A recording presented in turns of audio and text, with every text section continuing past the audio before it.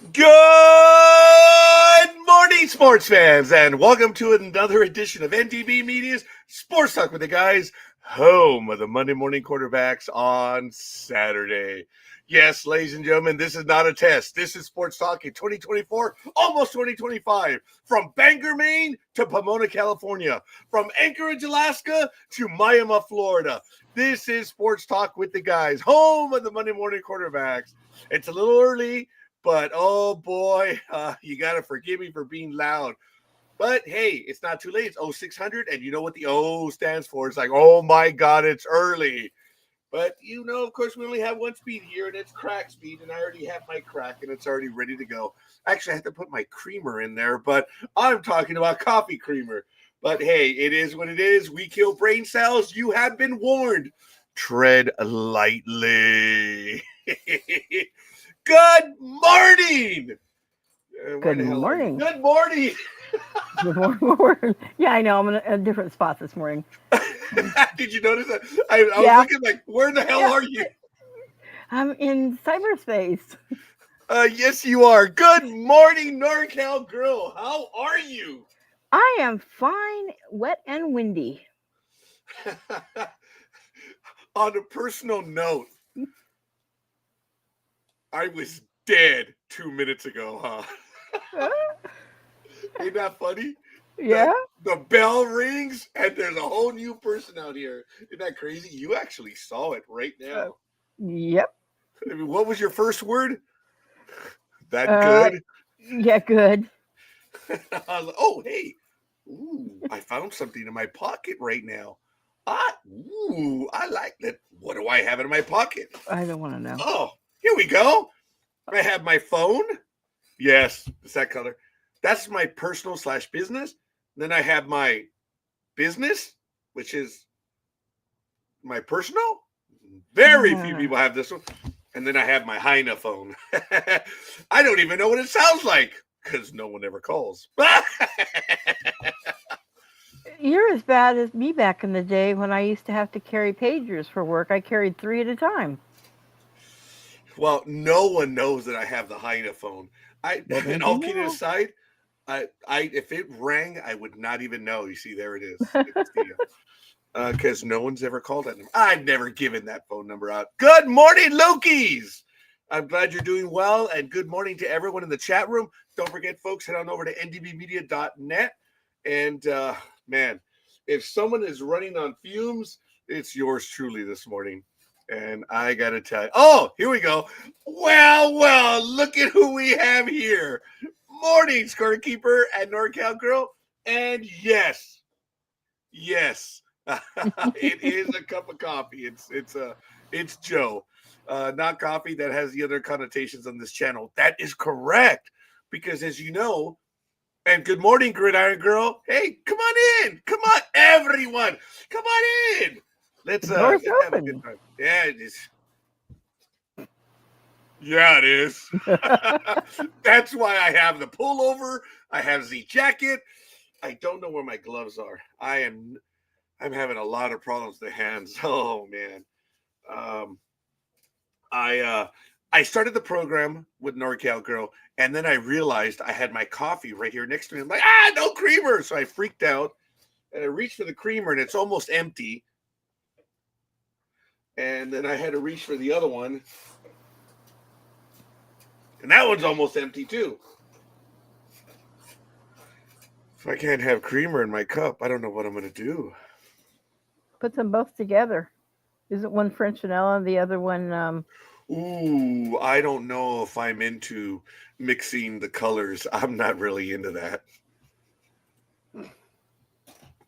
Well, you just might like the flavor.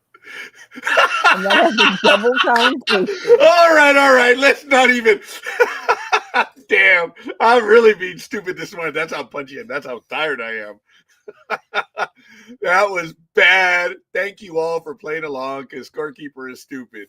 Ladies and gentlemen, it is 40 degrees, and it's going to get to a high of 66 out here. And tomorrow, it's actually going to be warmer at about the same time at 47. That's crazy. Today is cold. It is very cold. I'm glad Canela spent the night here in the garage. She was alone, though. There were no visitors. and both of the other cats, I was worried about them. Husker came in about 9. I went out and I opened the door, and sometimes so that I can see, my night vision, I turned off the porch light and I started whistling. And I didn't realize the neighbor was across the street. And she walked ever so casually inside. I'm like, oh, that was bad. Because I whistle for them, and the cats in the neighborhood know. All of my cats, and I have and I'm not able to whistle. So that's the closest I've worked on that for years. And my cats recognize that. After I whistle for about 20, 30 seconds or call to them, they come a running, and it's really neat. They recognize that. It's kind of cool. But good morning, one and all. Thank you. We can have a roll call in the chat room. And Buttercup. Oh, you tell me buck up, Buttercup. All right, I will, but you're indoors, Gridiron Girl. So's NorCal Girl. So's Lukey's. So's Aisha. It is cold this morning, but I'm out here because I love doing this, and it's absolutely fun, folks. It really is. But let's go ahead and continue. The humidity is 95%. I guess it is. It is dry. Yeah. It is 95% because it's cold out there, but I'm out here. Pressure is 30.19 inches and climbing. Either way, if I make a joke of it, it's climbing. Visibility is at 8 miles. The wind is heading to the west with a southerly orientation at 3 miles per hour. The dew point's at 39 degrees. Oh my God, we're a degree off. It's not 6 degrees of separation. It's not 8. It is 1 degree from the dew point right now. UV index is 0-11, and the know-it-all NorCal Girl will explain to us what I mean by the 1 degree of separation with a dew point. The moon phase is a full moon. Ooh, let's go driving and check out, see if it is a full moon. Oh, wait. Talking about that moon up in the sky. Whatever. What's the temperature like up there, young lady? Weird. It is, get this, it is 50 degrees, but the temperature feels like it's 32 degrees. And it is pouring down rain. At least it will be at least till like 2:30 or 3 o'clock today. But it just is so weird that it's literally 50 degrees and it feels like it's 32. I don't think it feels like it's 32. I have my window open, actually. It feels nice. But do you know that's the way it feels here, but in reverse? It says it's 40, but it genuinely does not feel like it's 40 because 40 is as cold as a witch's. Oh, I'm sorry. I lost myself there for a moment. But you know what I'm talking about. Uh-huh. I could have walked out with just a T-shirt on right now. It is bad. That's due to the humidity, right? Yeah. Yeah, that is definitely due to the humidity. 46 degrees. Woman, you are not even 5 miles away from me. Wow. I may or may not join you today. I have connectivity problems. In fact, I may lose my connection completely, which means tomorrow is in doubt as well. Okay, well, we'll talk about it.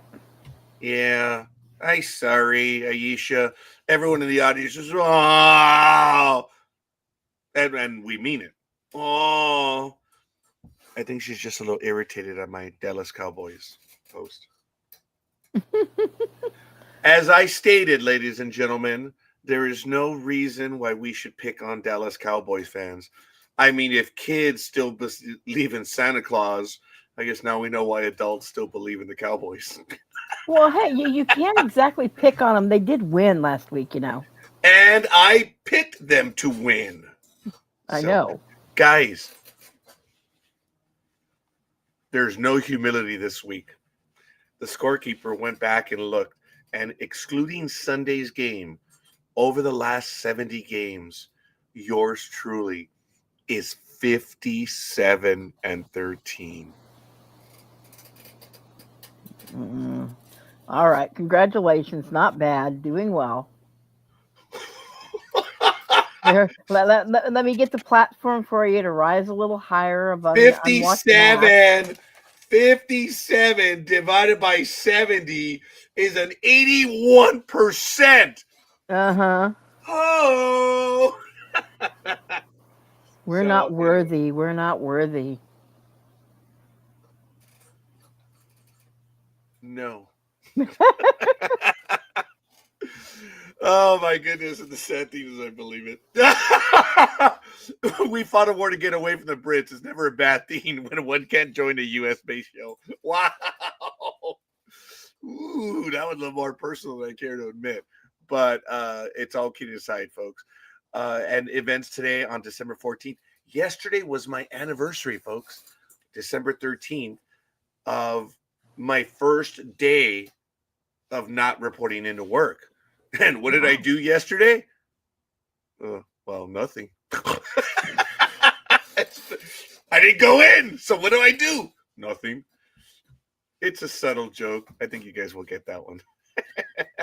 You did puppy Back. roundup is what you did. Oh man, I was irate. I thought I had kicked him out on Thursday night. I had a reason to believe he was going to be in here, but I couldn't find it. So I locked the door, and poor Canella couldn't stay in. Well, when I woke up in the morning, oh, that little rat was like, okay, stupid. It got into the shred box. So, you know, where the documents are Yeah. shredded. And it's like he just stood there and said, I hate you. I actually visualized that.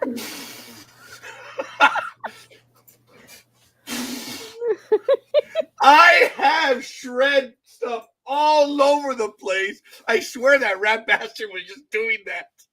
And then got into the boxes, knocked them over, got into the plastic bags. And you know, I'm a Latin household. So for you to find the plastic bags and then get them all over the place, that is a skill. I will grant it to that little possum, that rat bastard. But then I found it and I was like, is that a toupee? No! Ah! You're back! So I whipped out Darth Vader's lightsaber and I went to war. You see, I consider the videos 3, 4, and 5, the ones I posted yesterday of my engagement with the possum. You all saw video 1, but video 2, I don't know. I might have PETA show up. So I don't know. And the fluffy ones on Thursday. Oh, by the way, pride cometh before a fall. Oh, you should shush. Young lady, all I was doing was talking about the numbers. I was in first place, tied with everyone on week 1 when we all went 12-4. Then I went 7-9 in week 2 and then 8-8. And I just lost my collective, wherewithal. I didn't know we had a collective wherewithal, but I lost it. And I had to do an entire change and I moved forward. The lowest I was, I believe, was tied for third. And I was 3 games back from week 3. And I said, show up, hell no. And my entire game changed. And I'm really happy for it. I am on a mission this year. And the lords of Cobol have been kind to me. So it's a fact. Pride cometh before the fall. No kidding, because when I make my picks now, I had a conversation with my sister on Thursday night, Lukey's, and of course I was wrong in the conversation, as I was told. But I made the comment now that since I'm so far in the lead, that everyone else, and you guys can all shoot me for it. And Lukey's like, go ahead, shoot yourself, dumbass. Go ahead, tell the story on air. I said that people are not playing the games anymore. They're playing against me now. And the concept is, if you think about it, folks, because whatever I pick, if you pick along with me, you're never going to gain any ground. So you are playing against me now. And that was my quote, my comment. Of course, my older sister said, you're stupid, you're full of it. Not in those words, but close enough. At which point I said, shut up and eat your food. We're watching Thursday night. At which point, I did not say that, but she's not on air to refute it. I think part but of that's correct. I'll be honest oh, with you. look at I think that. part of it is Blah, blah, correct. blah. Blah, blah, blah, blah, blah, blah, blah, blah. Yeah, Part of it is correct. I think part of it's correct, but I do think Which part? that I think we're definitely trying to outget you. Watch it. But who is it? Almighty's what, three behind you? Big Dog is three behind you? No, no, They're more than no. that now? They're They're 5. five? As Oh, a matter of, wow. oh, okay. I didn't call you stupid. I embellish every story. My story was a lot more fun. It is. But the conversation did take place. Remember, every time I say just happened, there's always a kernel of truth to my stories. Remember that. I even had my division secretary post one time, like, oh my God, Roger, I was there this morning. I thought you made those stories up. She was like, no. I was like, no, I am. That's what happens. And even she said, I was like, dude, I was there for that. And that was one of the greatest compliments. She's like, dude, I saw what happened. And it was fun. Folks, in my telling of the stories, I try to make it funny. But the reality is the event happened. So I didn't call you stupid. No, what did you call me? Yes, thank you, Lethal Migraine. I am going to be on tonight. Yeah. I didn't realize how much you're full of it. So she's watching her language, or she has a language thing right there. Folks, I'm having a good time. I apologize. In 1903, England cricket baseman R.E. Foster completes 287 on debut in first test against Australia at the Sydney Cricket Ground. In 1930, the New York Giants defeat Notre Dame 22-0 in a charity game. How funny. In 1938, Major League Baseball agrees on use of a standard ball, disagrees on increasing rosters from 23 to 25. Although Commissioner Kennesaw Mountain Landis eventually decides on 25. And the roster was 25 until the 90s when they reduced it to 24, and it went back up to 25. And now, it is over 26, almost on 28. But we'll get to that in a moment. No, we won't. No, actually, we won't. In 1953, Brooklyn Dodgers signed pitcher Sandy Koufax. And in 1974, Viv Richards scores a first test cricket ton 192 versus India, 24 6-6s. Impressive. It is a big day. Marcel Dion in 1982 of the LA Kings becomes the 9th NHLer to score 500 goals, baby. The Kings right there. And finally, on this day, back in 1992, Lennox Lewis is given the WBC title when Riddick Bowe refused to fight him. I don't recall that, but hey, it is what it is.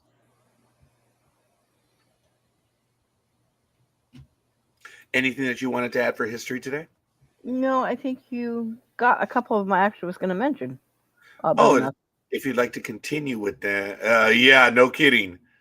You should be 35. Roster should be 35. So a new pitcher can be called in after every 10 pitches. Dude, you ain't kidding. You are bilingual. You're talking out of your R's. I appreciate that. And enough said. I'm going to be a sore loser. I'm sorry, Aisha. I was Aisha. You're in third place, if I'm not mistaken. It's either you or NorCal girl. I think she is. She's one ahead of me. And so you're tied with the big dog right now, Aisha, because the big dog lost on Thursday. And folks, I'm going to shock everyone on Monday night. Because of my graciousness and goodness. Oh, God, here it comes. Scorekeeper is going for the Raiders.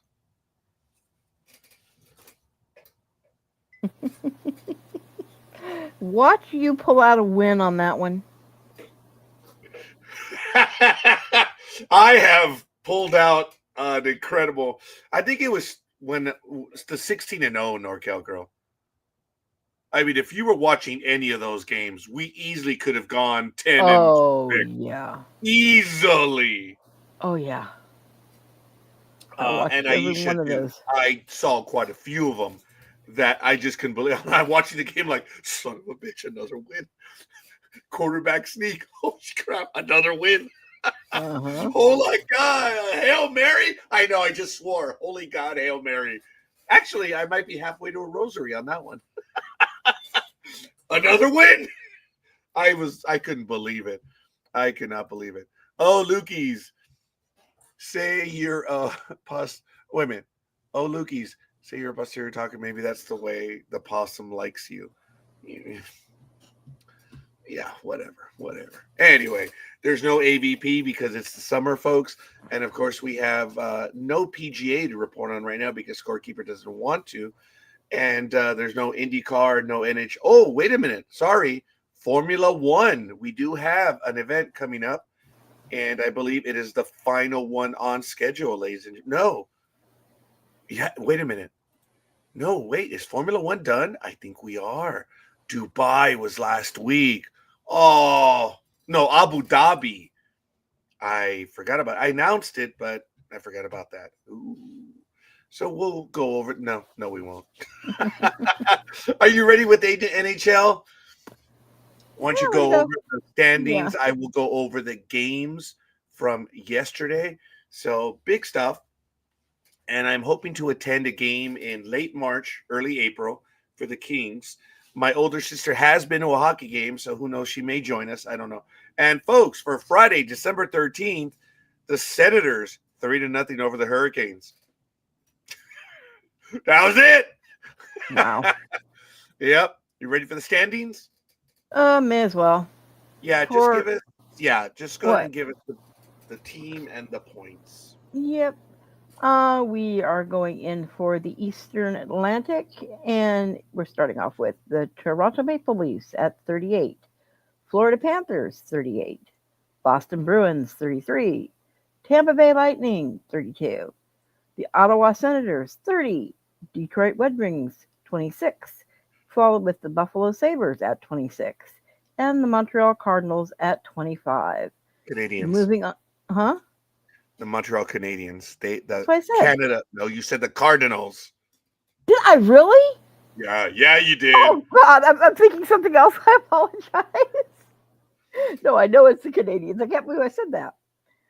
All right, moving on to Metropolitan. We have the Washington Capitals at 42, the New Jersey Devils at 41, Carolina Hurricanes 37, Philadelphia Flyers at 32, and I believe our very own Tony was there.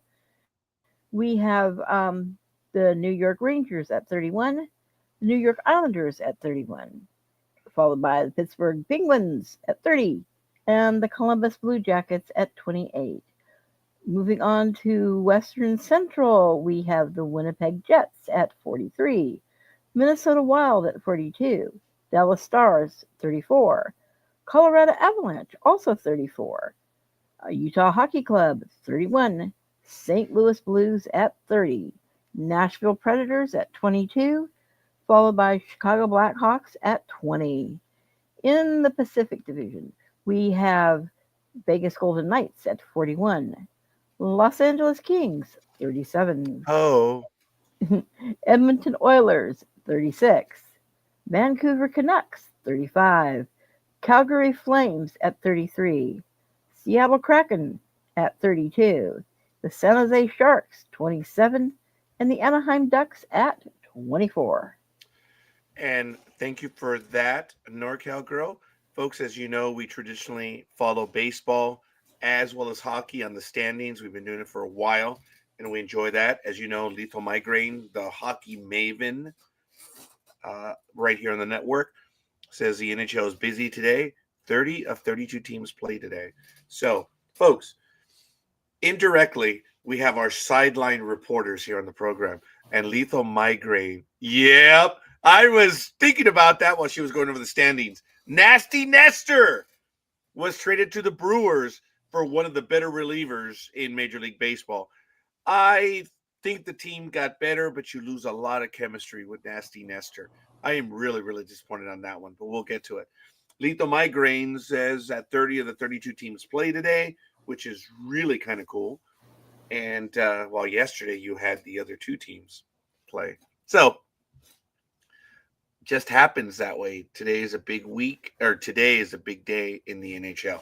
So I don't know why, but it was done, and I think they ripped off the Brewers. But it's the Brewers want stronger starting pitching, and Nasty Nestor is. The Yankees need a stronger bullpen. If you guys were watching the World Series, I think it's pretty clear why they went for one of the better relievers in all of baseball. So the Yankees are doing what they do. They're not rebuilding, they're reloading. And yes, they did lose Soto to the Mets. And folks, if you know any backstory, we had alluded to it. I myself said I was cautiously optimistic, but deep down, I didn't think we were going to get Soto. It just, and I'm not angry about it. I'm not. It's baseball. I mean, I'm a Yankee fan from 1981 on, and the Yankees win. I'm terribly excited of my life, and I look back as to how many times the Yankees have rewarded me with a victory. And you can't take that stuff away from me. Everyone can brag about their team winning this year or the year before. Hey, whatever. Good for you. Enjoy it. It's awesome. That moment is fleeting. I'm not angry, but the anger that I get from Dodger fan towards me is hilarious. It's like, dude, it's cyclical, pal. Enjoy it.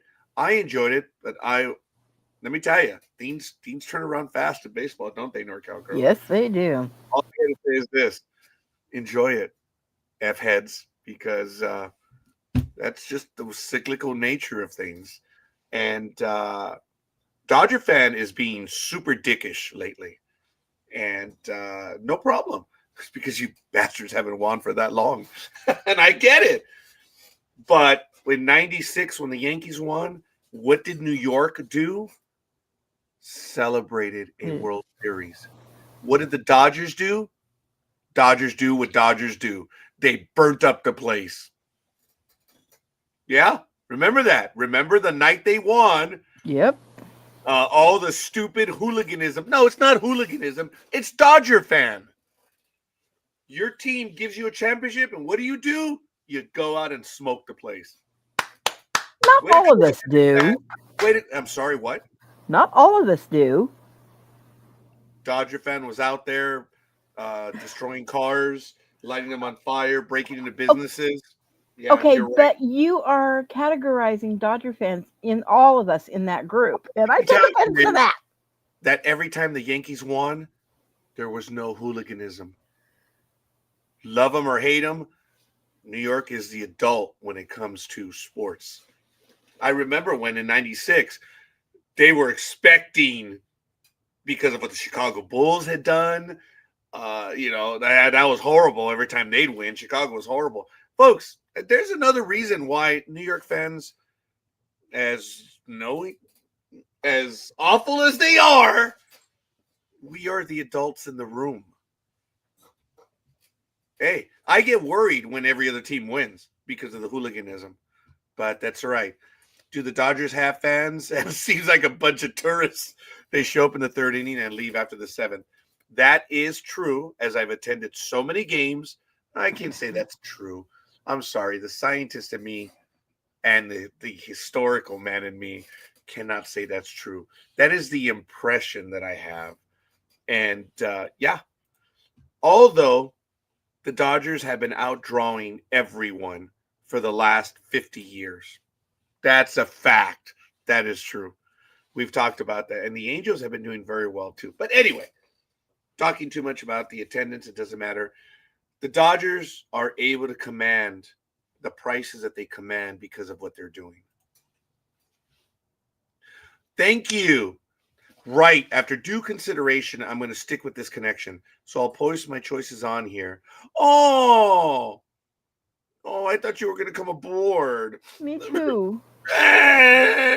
You see, even when I cry and sing, it's horrible. If you have any problems with that, you'll have to let me know. I'm doing my best for today. Aisha, I respect and admire your best, and I thank you for it because you have been here with us. So thank you. Folks, I'm going to start setting up the football stuff in a moment because we're going to be ready to go. And I'm sorry that I've run late in setting it up. It takes me about 20 minutes. That's why I got to do all the setup right now. But we are in week 14, right? 15. It's week 15. That's right. Yep. That's right. So both Big Dog and I got it wrong because he posted week 14. I'm like, shouldn't it be week 15? But it's okay. Look, a shout out to the Big Dog again because it's a lot of work. We've been doing this for 16 years, doing the football stuff, and I kept track of it for 13 or 14 of those 16 years, and it's a hassle. It is. It's a lot of work. And that's why I appreciate that everyone gives the Big Dog support in keeping track of everything because it is a lot of work. So I used to do it.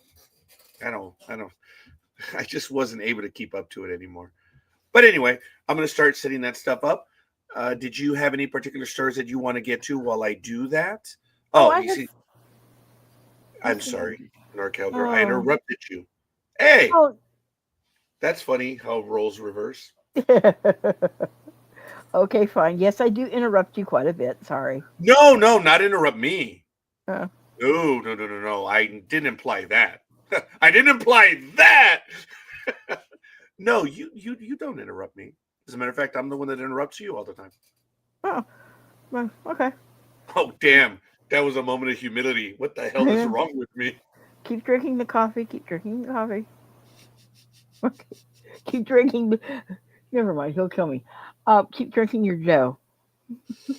Get that vision out of your mind. Get the vision out of your mind. Don't spit it out there.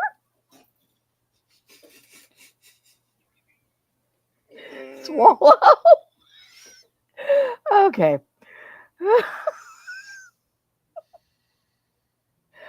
But no, I have several actually articles I was. Do you know how difficult that was? Yes, I was caught in between where I couldn't laugh. I mean, I couldn't. I could not imbibe my coffee. Yeah. Because I was in the middle of a laugh. I couldn't spit it out because oh my God, everything would have looked like a Star Trek set. Sparks flying everywhere. Or squibs, as they call them. So I apologize. I interrupted you yet again. Folks, I really was caught in between because it was funny. So Aisha says the computer keeps dropping the internet connection. The last thing we all need is me disappearing during picks. So go ahead and continue, young lady. And all kidding aside, I'm getting it going. And no, the Heine phone is not ringing. It's the president calling. That's why you have it. Only he has the number. Aww, Grandpa. No, Uncle Joe. Come on, Uncle Joe.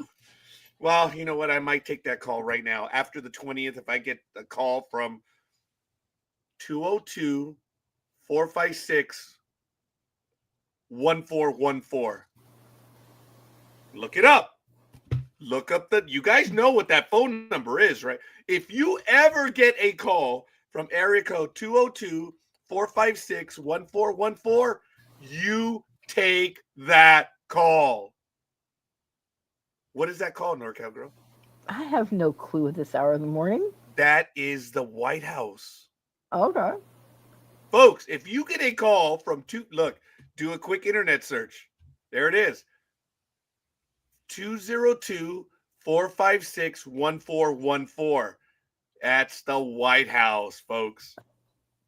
Okay, that's why. That when she said the president, I was thinking, yeah, if I get 202-456, yeah, I'm taking that call. Seriously, folks. Yeah. You take that call. 202-456-1414. If that call, you take it.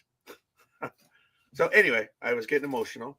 Because the only time I ever had that call was a call that didn't go through. Oh. And that was more on my end. I have called the switchboard. Oh, have you? Yes, it's really cool, man. It's really awesome. you may ask to speak to the president, and they tell you one of two things. Number one, the president is unavailable for your call at the moment. Would you like to leave a message? And sometimes, if you identify yourself, they're willing to take the message right then and there, or they pass you to a voicemail box where you're able to leave the message. And some poor schlub has to hear that message. So I'm not kidding. There's a voicemail for that, and they transfer you to it. Um, a little bit, Tanya, but I'll get to that in a moment. Again, for you, I'll always go back again. So, please get to it while I set up the football picks. Oh, no problem. I just wanted to let people know, or in general, that today is one of my favorite football days. It's the Army Navy game, and in case people are curious as to when it'll be, or if you're going to want to watch, it should be on at 3 p.m. Eastern time, so that would be noon our time. And it looks really actually good for the Black Knights, even though this is a split household because we're both Army Navy. Oh, So my husband's Army, and mine's Navy because I came in I came in under medical with that. So it's like yeah. this is gonna be interesting. And he doesn't watch football that much, but on this one we kind of have a rivalry going. So because Um, right now Army's setting 11-1, so yeah. They generally do well as they ground do. pounders. I mean, Army football. You know, I mean, come on. Lethal Migraine. The only game I care about is the aliens versus the Space Force. So for right Oh, now, check out Men in Black and Men in Black 2. too. Yep. For right now. Um, so Tanya says, ooh, I heard this year looks to be going to great games. So did you want to do some blank sis on it? I didn't want to say that word that early in the morning. So what on May it? we hear your analysis on it, please? As far as On the I just game. yeah, okay, okay, well fine. I'll just give you yeah. Like I said, okay. The Black Knights right now are currently sitting 11-1. And it's been a hell of a season so far because the Army has won the AAC title for its first time for the season in the conference. Wow. And it will appear later on in the Independence Bowl. So that should be kind of fun as far as that goes. Um, and of course, Navy also did a very strong first season as well with the AAC. And right now they are 8-3. So it earned over I think 25 Memphis versus U.S. Air Force. It was its last win that it did, and of course the next one we'll have is the Armed Forces Bowl in Oklahoma, um, and the Commander in Chief's trophy is up for today, so that will be fun to watch actually. And it's not been up for a win since 2017, if I remember correctly. So and if Army actually wins, it will be its second straight win. Whereas Navy, if it would win, it would be their 17th trophy. So that's why it's like not only does Navy generally outperform Army, like I said, we are a rivalry with it in this house. So it will be very interesting to watch. Liz, would you remind the audience? You imply what you've done in the past, and Uh-huh. you share your expertise, especially when we get into injuries. And having you on is an incredible privilege. Realistic. I'm not blowing smoke up there right now. I'm acknowledging what you've done. You are a nurse, and not Mm. only are you a nurse, but you served. Would you give us a little bit of your background? And no, I'm not talking about the resume, but you have a military connection. Would you tell us what you've done? It's eerie when, because as of late, Scorekeeper has not been well. I've had several numerous things happen to me. I've had emergency room visits, and when I start talking about stuff, someone tends to answer me and say, "Yeah, yeah, yeah, you're lying. Yeah, yeah, you're lying. Yeah, yeah." Don't quite do it that way, but And um, I say you're lying, but she says, "No, you misinterpreted what they've told you." yeah. But a scorekeeper's like, "You're lying." Like, but that's what they said. And they're like, and she's like, "No, more like this." And like, "Oh yeah, that's what they said." I Anyway, probably I probably had more experience in general. If you hear like you talk about, they're like, oh, you're full of BS. There's no way this you could have done this and this and this. But I started out at 16 years old. I became EMT. Followed into with all of the stuff.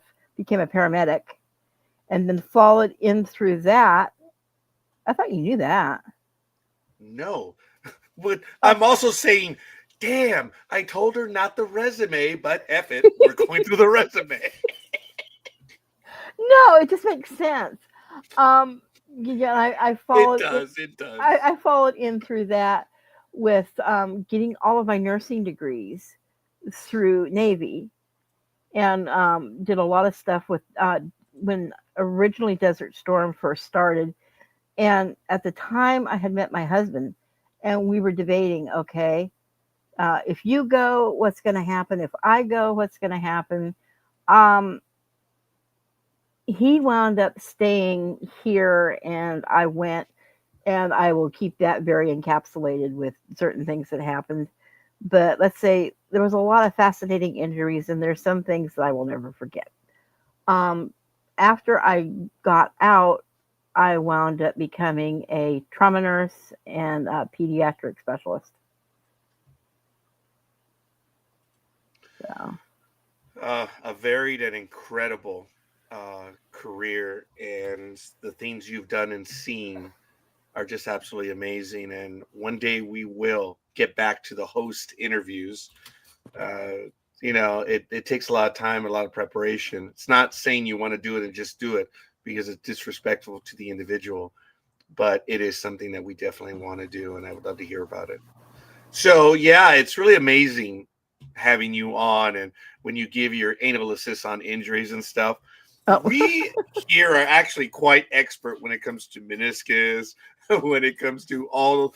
We had a joke going for a little while, Big Dog and I, that with all the injuries, the rash of injuries in predominantly football and baseball, that we were just going to say, okay, so and so came down with AF, you know, and of course the military historians are like Midway. But anyway, I just made that up. I just made it up. And if you guys don't know AF and Midway, damn you all. I would Damn agree you with you all. on that one. I would agree with you on that one. Yeah, damn you all. Especially if you're from America. AF. My God. One of the most ingenious. It worked. Diabolical, but it worked. It worked. But anyway, I'm really excited. I have all the games set up now. Now I got to come over, bring the standings and that stuff. So, but anyway, almost there. Look, I started at 6:30. It took me 15 minutes to set up the games. Isn't that crazy? Wow. Wow. So Did you hear anything going on? Catlin Clark. I was wishing Big Dog would be here, but um, you heard that Catlin Clark wound up getting singled out by Time, for the cover of Time, and saying she was the athlete of the year. And apparently, there's been some uproar about that. Have you heard anything? no, but I'm gonna join Yep. the uproar. Okay, that's yeah.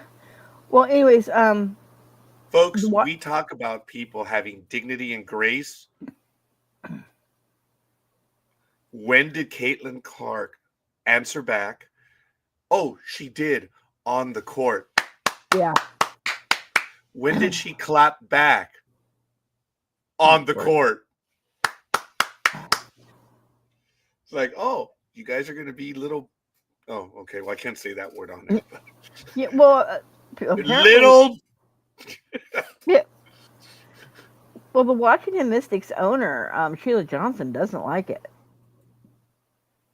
Um, she was saying that on Thursday, when time bestowed the honor on Caitlin for a stellar year, uh, the co-founder of Black Entertainment Television suggested that the media should do a better job promoting the league's players rather than focus on Clark's experts. And that's also Sheila Johnson is also co-owner of the Washington Mystics. Uh, she quoted the question the publication saying, "Couldn't have been the whole NWBA on that cover, and it should have been, given the talent that the entire league possesses. When you keep singling out just one player, it creates hard feelings," she added. The NHL's Capitals, the NBA Wizards, and the NWBA's Mystics she is a part owner of. And she says, this year something clicked with the WNBA, and it's because of the draft of players that came in. It's not just about Caitlin Clark. We have so much more talent out there. So she does not agree with this at all. Oh, so where were you when the WNBA players made the cover on other magazines, not necessarily Time?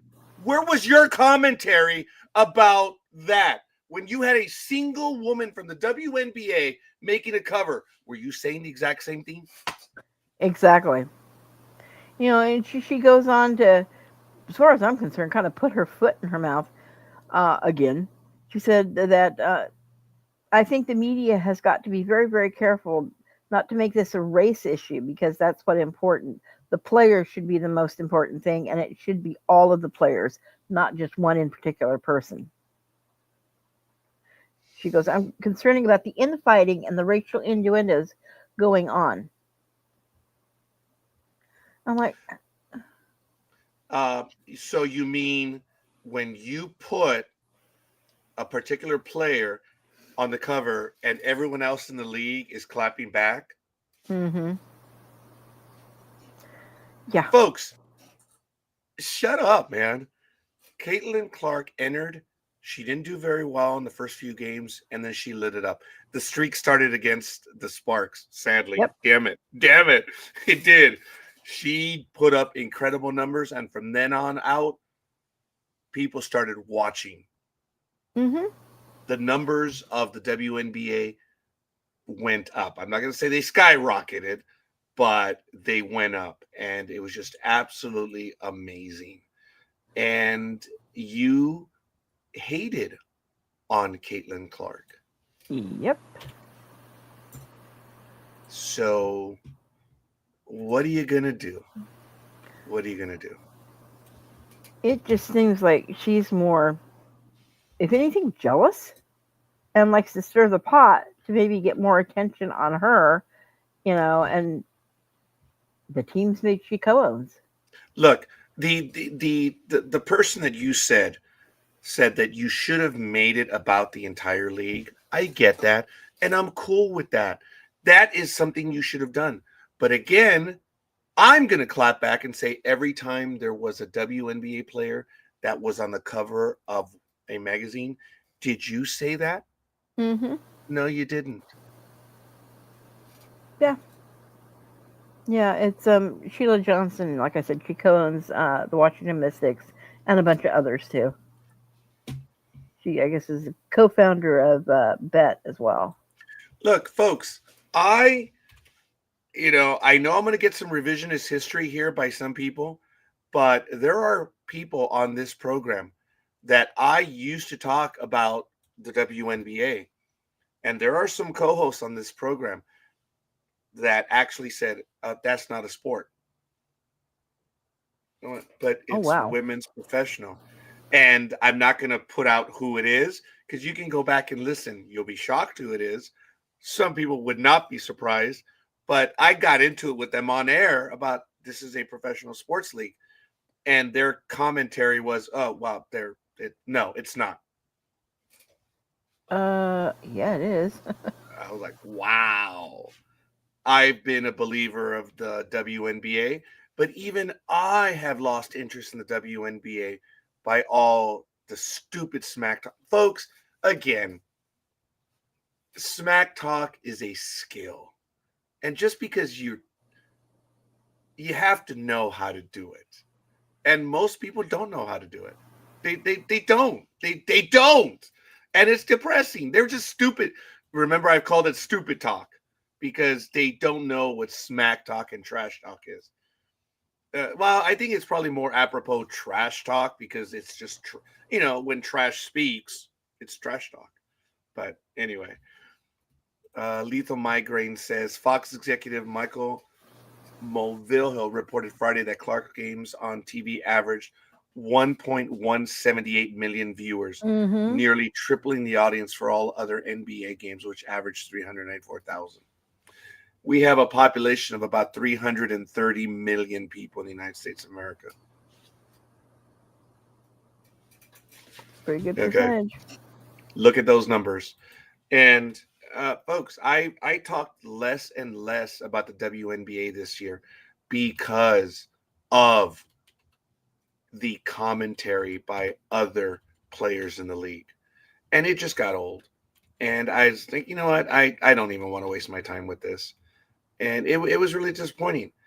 You turned off a fan, women, someone who tried to build up your league for years. I have been talking about the NBA. And folks, go back and listen.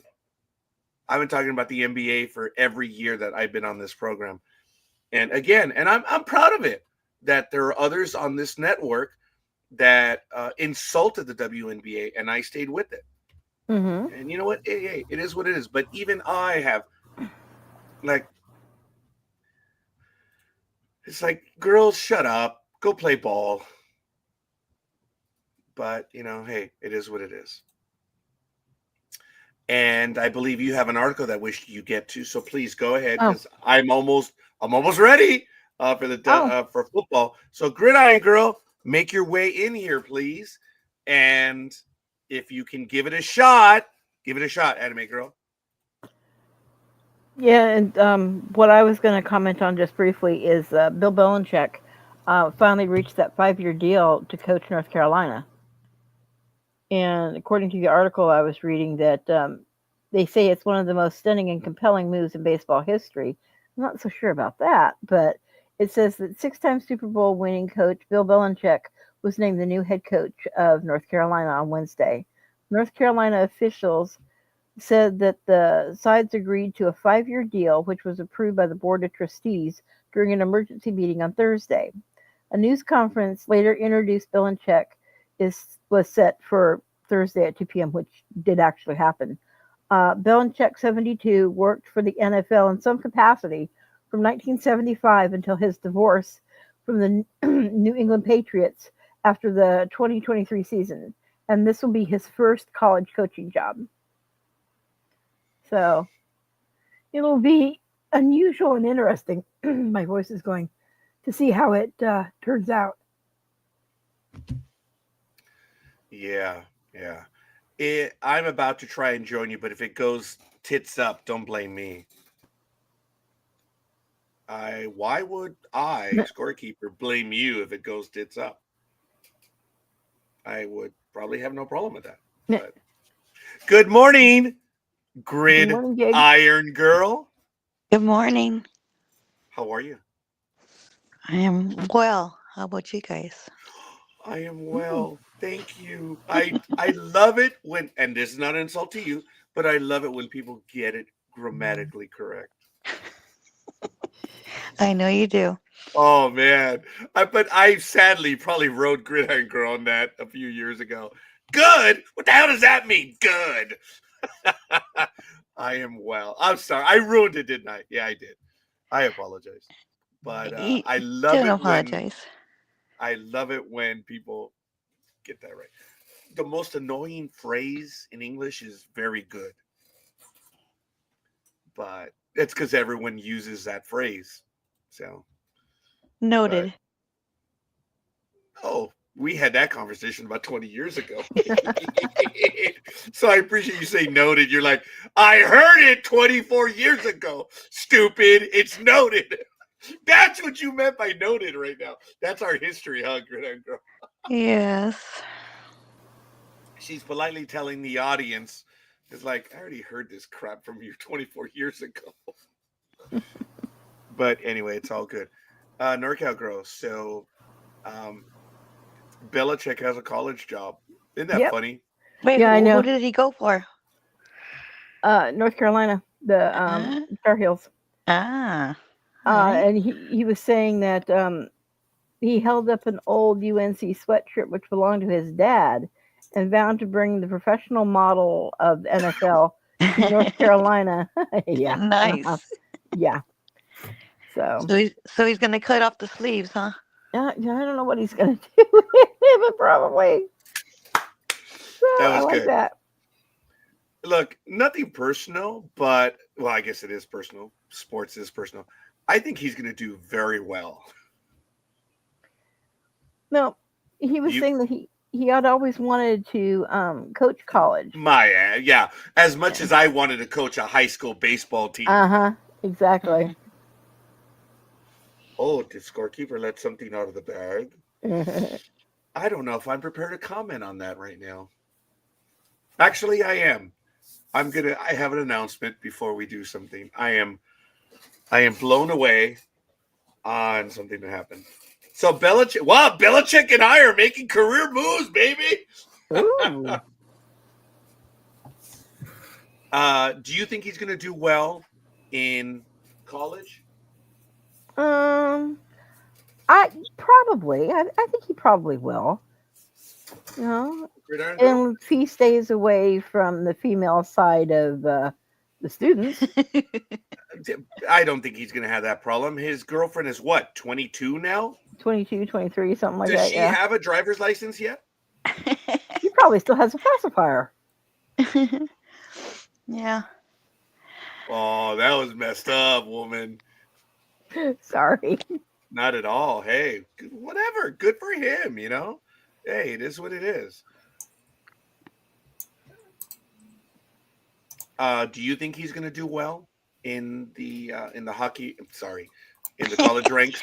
I know. I don't know where that came from. And I guess hockey, tonsil no. hockey. Oh, In that's hockey, where no. I was. Yeah. I was playing some tonsil hockey, imaginary. Oops. Yeah, I think he'll do well. I don't know about. Yeah, I think he will. What do we know, right? The reality is, Yeah. I think he will do Well, well. do the coach for the USC, Pete. He did well doing college and then NFL and then going back to college. So, yeah, there's a few of them, I think. And I think Belichick is one of them. Well, The end. yes, he did kind of grow up with it, considering, like I said, his dad was a coach back in, the 50s with this. Well, He grew yeah, up. then, yeah. He grew Definitely up with, then. with the whole thing. So he Wow. definitely has more experience than just the NFL. He also has the college side of it. However, he was how old when his dad was coaching? So,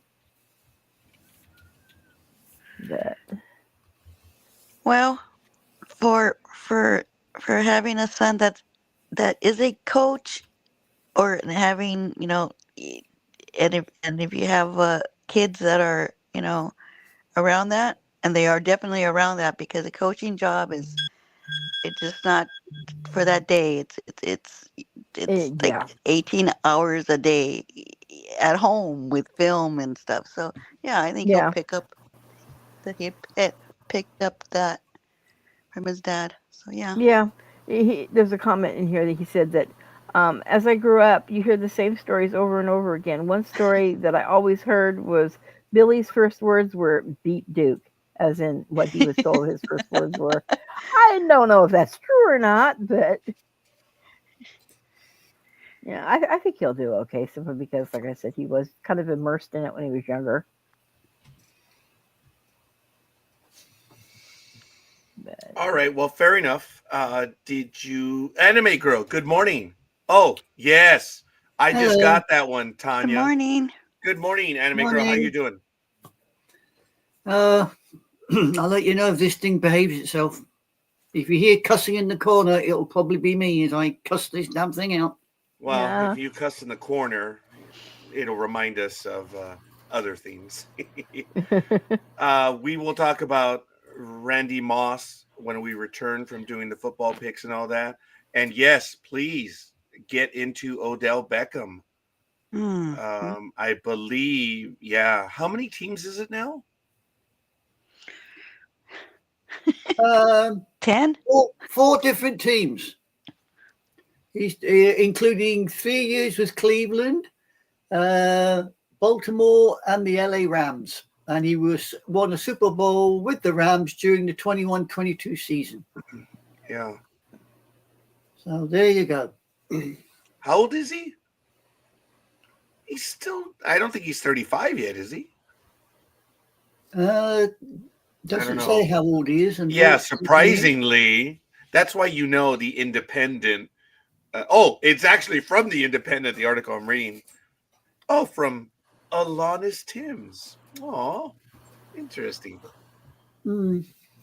Yeah, I guess it's 5. Thank you, Tanya. And Tanya, I know I'm not going to be able to get into the baseball stuff in a little bit, but Tanya, I was talking about the Juan Soto. Hey, congratulations. Oh, actually, I talked about it on Wednesday night. I'm not angry at all about it, and I even mentioned it earlier. I said, look, things come and go. Did I want him on the team? Yes, but I knew he was going to command a huge price. If we could get him at $600 million, it would have been a steal. Yes, I know it's ridiculous the amount of money we're talking about. That's immaterial. That's the industry. That's the way it is. It's the difference between someone who drives around and picks up people to an executive, of a company. It's staggering, the difference in monetary value. It's the way America works. So knowing that, the Mets, look, he's a $21 billion owner. He just gave up $765 million. That's a lot of money. And he's going to end up paying the Major League Baseball penalty for a long time to be competitive. The Mets are probably going to end up choking on the contract. But good for the Mets. And they went out to go get the best player they could. I'm not angry. I'm not bent out of shape. I'm not even disappointed because I knew it was like, oh, man, I mean, if we could keep this player. But I saw him all year. So when the World Series showed up and everyone was talking about his outfield play, like, well, I already know what he does. Everyone knows what he does. He's not one of the best outfielders in the world. But when it comes to hitting and dude, I mean, geez, you guys saw what he did in the World Series. You guys saw what he did in the playoffs. You saw what he did all year. Incredible. But, good for the Mets. And Tanya, if you want to come in and join us, by all means, let me know. You say you had mixed feelings. I'd love to hear it. But, folks, we are going to get into the football stuff now. I am ready to go. It is 7 o'clock. We are going to start right now. And it is what it is.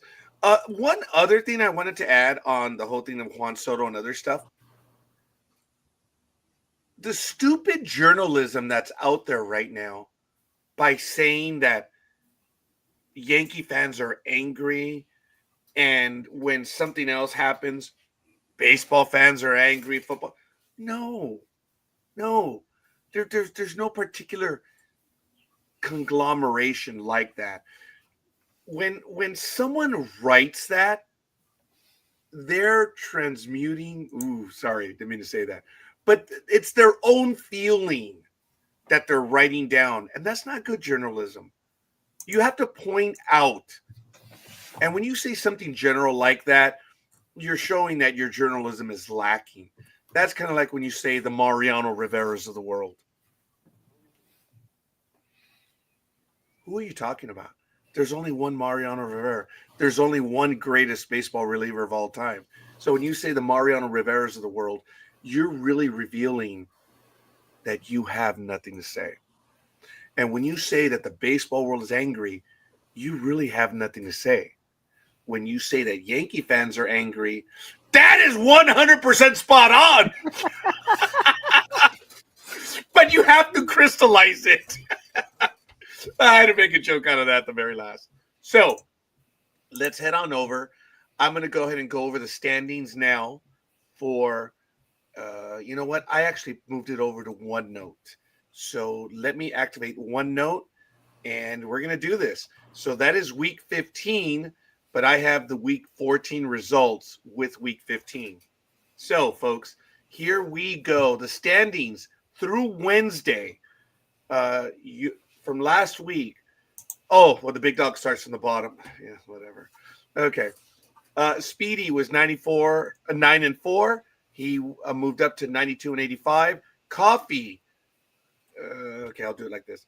Coffee was 9-4. He's now 112 and 96. Elway 7 went 10-3, siblings alike. She's now 117 and 91. Engineer moved up, or he had an 8-5 week. He is now 119 and 89. Sports Sister went 10-3, 131 and 77. Color Maven went 11-2. Woohoo! It was 84% for the week.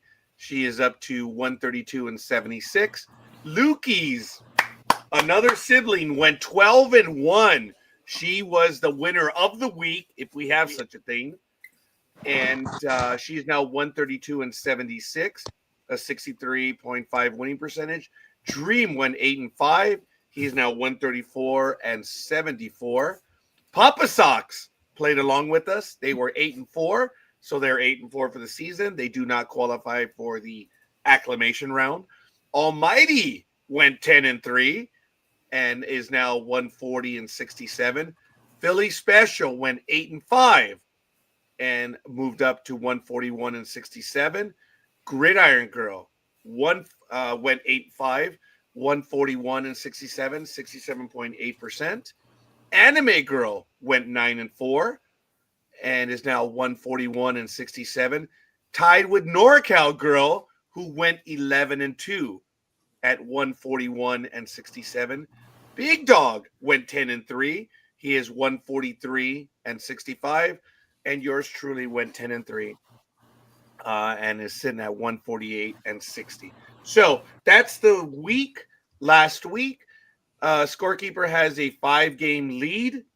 Now, because of Thursday's game, Big Dog took a loss. I am now 6 up on everyone. So, NorCal Girl, you took a loss as well, didn't you? I took a loss as well. Yeah. So you dropped 7 games back. Yep. And Anime Girl, you won, didn't you? Thursday, yeah, I did. Okay, so you were 7 back. You remain at 7. Gridiron Girl, you won as well, right? Yes. Okay, so you remain 7 back. So Philly Special, he lost. So he now drops 8 back. So that's He picked the Rams. Oh, he did? No, no, I think he picked the Niners with me. Oh, he switched? I think. You have to go back and check. Yeah. I will go back and check. No one has ever won this one in a rout. It has always been 2 to 3 game difference. And I think I have the large. Oh, I'm sorry. What was that, Gridiron Girl? I was coughing. Actually coughing. So physically well timed. But yeah, having a 6-game lead in the middle of week 15, I don't think anyone's ever had that. So look, it is what it is, folks. I'm not going to be any more dickish than that, and I apologize. This is competitive, and I am Defense. That's what Good morning, Michael. Good morning. He coughed as well. Okay. Oh. Thursday's game, Scorekeeper. Yes. The Rams was Gig, Sports Sister, the Philly Special, me, you, and Speedy. 49ers was Coffee, the Biggie Dog, NorCal Girl, Color Maven, Engineer, the Green Dream Machine, Lukey's, LA7, and Almighty. Yes. I did feel bad because Gmo and I visited with my sisters on Thursday. They both went for the 49ers, and I was blasé about it. I was like, I'm not competing against you guys. I want to see a good game. I've chosen the pick. That's it. I can separate, but I was really happy that the Rams won. They were losing 3-0 most of the game, and I was like, it's okay. That wasn't a good game, period. Not a touchdown to be had on either team. They only won by field goals. Gridiron Girl, your comments on the game? Oh, I thought it was. I liked the defense part of it. It was tough. I like defensive games, so I loved it. There were some good games. There's no doubt about it, and it was fun. So, but it is, folks. Look. It is much easier being in the lead. It's much easier winning, and I'm trying to be cool about it. I know it comes across as that I'm being an a-hole about it. I'm not trying to be. I'm invested like everyone else is, but you guys know how I feel about it. It's like, let's see what's going to happen, and let's just move on. And I'm trying to be good about it because that's not my game. I don't rub it in people's. I don't. It's just not right. And by me going on and on, some people can say, well, you are rubbing it in. Shut up, scorekeeper. So it's not my intent. So let's get to it. We're going to do the Sunday games, and I'm going to take a game myself. So we're going to start off. Let's do it right here. Anime Girl will take the first game. NorCal Girl will take this one. Scorekeeper will take this one. And then we'll go back around the horn. Anime Girl. NorCal Girl. Scorekeeper. And then we'll go again. Anime Girl. NorCal Girl. Scorekeeper. Oh, and folks, I'm sorry. I've been reprimanded on a personal level. Let me do this. That's a standing order. And I was ridden on the fact that her name is not first. So I do apologize, but the game is there. Elway 7 is now in on the Broncos. Alma, you are first on the Broncos. So I guess we would have the same thing for Speedy, but Speedy, I guess, would be first for the Raiders because he went against the Raiders and he actually won. Good for him. So we'll see. But okay, folks, we're going to get it going. Sunday, December 15th at 10 a.m. Our first game, Anime Girl, get us going with Dallas. Okay, we have Dallas Cowboys 5-8 going up against the Carolina Panthers 3-10. This is at the Bank of America Stadium in Charlotte. Oh, that could be fun. The scores on the doors, as if it's going to make any damn difference. In offense, the Cowboys are 20th, the Panthers are 30th. In defense, the Cowboys are 25th, the Panthers are 31st. In passing, the Cowboys are 11th, the Panthers are 27th. And in rushing, shock horror, the Cowboys are 28th, while the Panthers are 23rd. So, shows what's happening there then. Last time these two decided to go head-to-head was November 19th, 2023, when the Cowboys showed the Panthers where to go, politely, 33-10. As per the betting line, the Panthers are at -3. Do we have a win probability? Thank you. Do we have Yes, a win we probability? do. We do. We have a 58% dead win probability for the Little Black Pussycats. Wow. Wow. Okay. Coolio, I guess. Okay. Do we have a weather report, please? 45 degrees with a heavy chance of rain. Do we have an injury report, please? We do. The Cowboys have 3 out. That is, Overshown is out, knee, ACL plus MCL. Oh, he's doing it bloody right then. And Wow. yeah, we have Thomas is out with his knee, and BB is out with concussion. For the Little Black Pussycats, We have Sullivan is out with his knee. He's not doing it right. And then we have Johnson out undisclosed, and Wallace is out with his shoulder. And he obviously ain't doing it right neither. And that is all. All right. Appreciate that. So, Anime Girl, this is your team and the game assigned to you. Who are you going to go for on this game? Well, really, I probably will have to go with the Cowboys. I would be very surprised if the Panthers decide to show up. If they do, good luck. But no, I can't see it. Excellent. Gridiron Girl. I will be taking the Cowboys. NorCal Girl, are you going to stay with the Cowboys? Yeah, I'm staying with them. Scorekeeper is choosing the Cowboys. And I'd like to thank my siblings for sending me their information in advance. Both Lukey's and Elway 7 are taking the Cowboys as well. So, okay. So, the being that as it is, Gridiron Girl. Well, anyone in the chat room have any picks? Otherwise, I'm going to ask you to fill it in on our Facebook page. Other than that, go ahead. Gridiron Girl, please.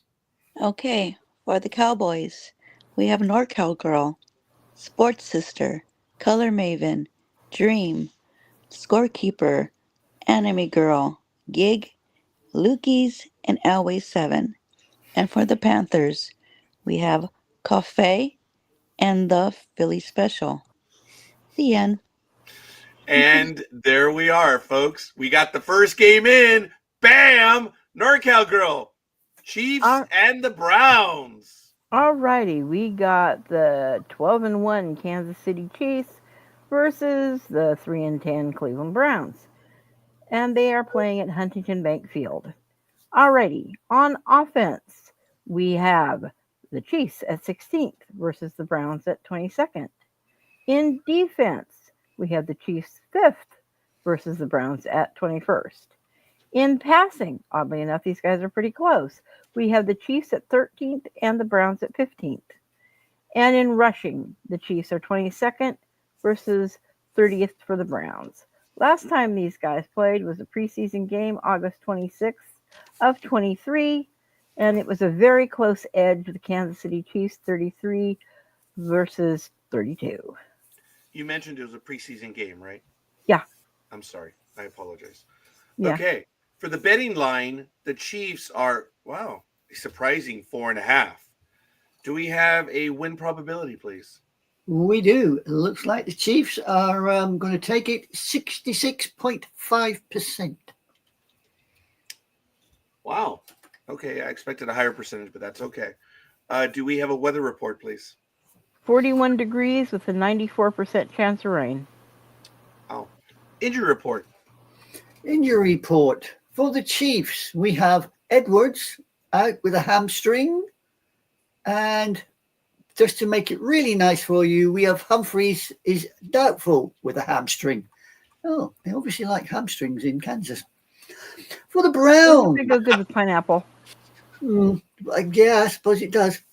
For the Browns, we have Tillman. He is out with concussion. Wow. Excellent. Thank you for that. So, NorCal Girl, I have you with the Chiefs. Oh, I'm not budging. Scorekeeper will go with the Chiefs. Lukey's is taking the Chiefs. Elway 7 is taking the Browns. Anime Girl. Is there any choice? I am taking the Chiefs. Gridiron Girl.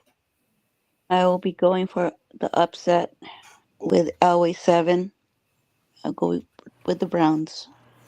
Wow, what do you know that we don't? What did I say about the win percentage? It's only 66%. Gridiron Girl, do you wish to comment? So the last 2 home games that the Browns had were against the Steelers and against the Ravens. So I like my odds. Okay. Mm. Appreciate that.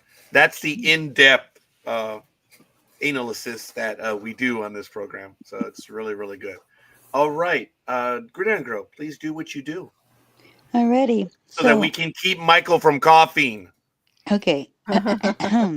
So, for the Kermit's team, we have Coffee, NorCal Girl, Sports Sister, Color Maven, The Philly Special, Dream, Lukey's, and Scorekeeper, and Anime Girl. And for the Babyshitters, we have Always 7 and Gig. Once again.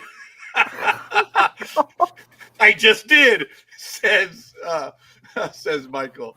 That is great. So we have our next game in. So let's jump up to the third game that we're reviewing this morning, and it's gonna be Miami 6-7 visiting the Houston Texans 8-5. It's at 10 a.m. Pacific time on CBS. It's at NRG Stadium. In the comparables, taking a look right there, the Texans on team offense are 18th. The Dolphins are 19th. On team defense are a really good fourth on team defense, and the Dolphins are an impressive 8th as well. In team passing, the Dolphins are 14th. The Texans are 17th.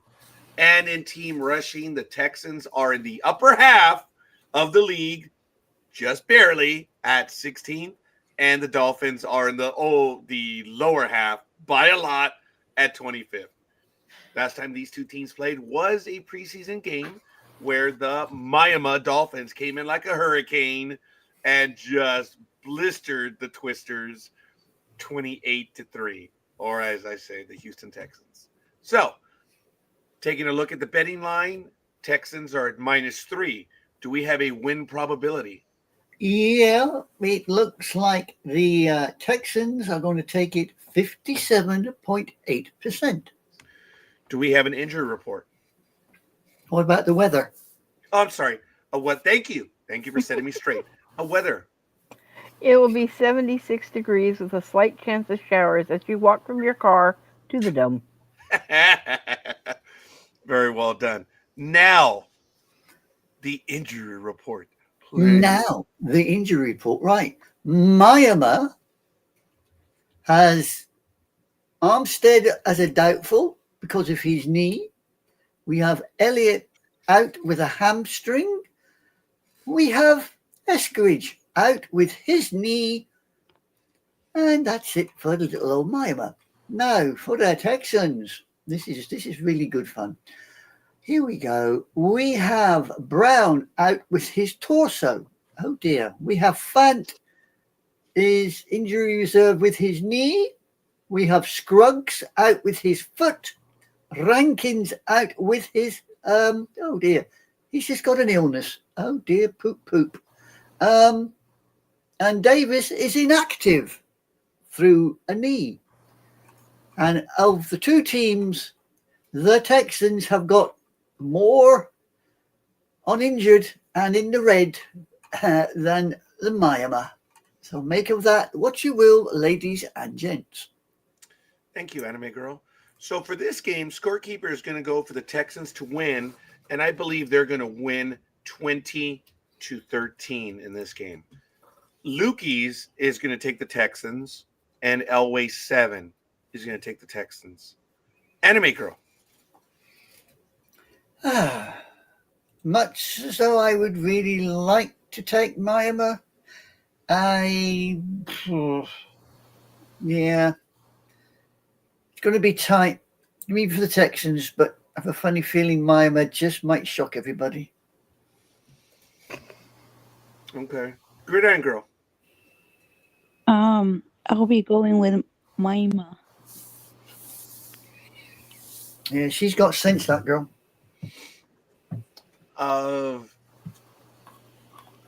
NorCal Girl. Oh, I'm staying with Texans. You've learned, haven't you? What, not to switch? Yeah. Well, once you make your decision, right? Yeah, pretty much. We've all been burned. when Yeah. we switch, when we go with our gut, and we generally do well. Yeah. So, okay, fair enough. So, Gridiron Girl, would you kindly do what you do? Sure. For the Dolphins, we have the Philly Special and Gig. And for the Texans, we have Cafe, NorCal Girl, Sports Sister, Color Maven, Dream, Scorekeeper, 2013, Loogies, Elway 7, and Anime Girl. Woohoo! We are going and blowing on this game. Anime Girl, take us to the next game, please. Right. The next game is, oh my God, is it Do I Give a Damn game? We Yeah, have that's got, good. we have got the Jets 3-10 to up against the Jaguars 3-10. Like I said, do I really give a damn game? They're at Everbank Stadium. The scores on the doors are as follows. Listen carefully, children. I will begin. In offense, the Jets are 27th, the Jags are 28th. In defense, the Jets are 3rd, bloody Nora, and the Jags, they're dead last. In passing, the Jets are 20th, while the Jags are 25th. And in rushing, Tinfoil Man and his merry crew are 31st, and the Jags are 26th. The last time these two met was December 22nd, 2022, and the Jags decided to scratch Tinfoil Man and his merry crew 19-3. It was a 2-day. It was December 22nd, 2022. And when you add up the final score, it added up to 22 points as well. That's kind of Ooh. cool. A little bit of numerology there for you. But I just see numbers. Some people see ghosts. Some people see possums. I see numbers. So for the betting folk, the Jets are -3.5.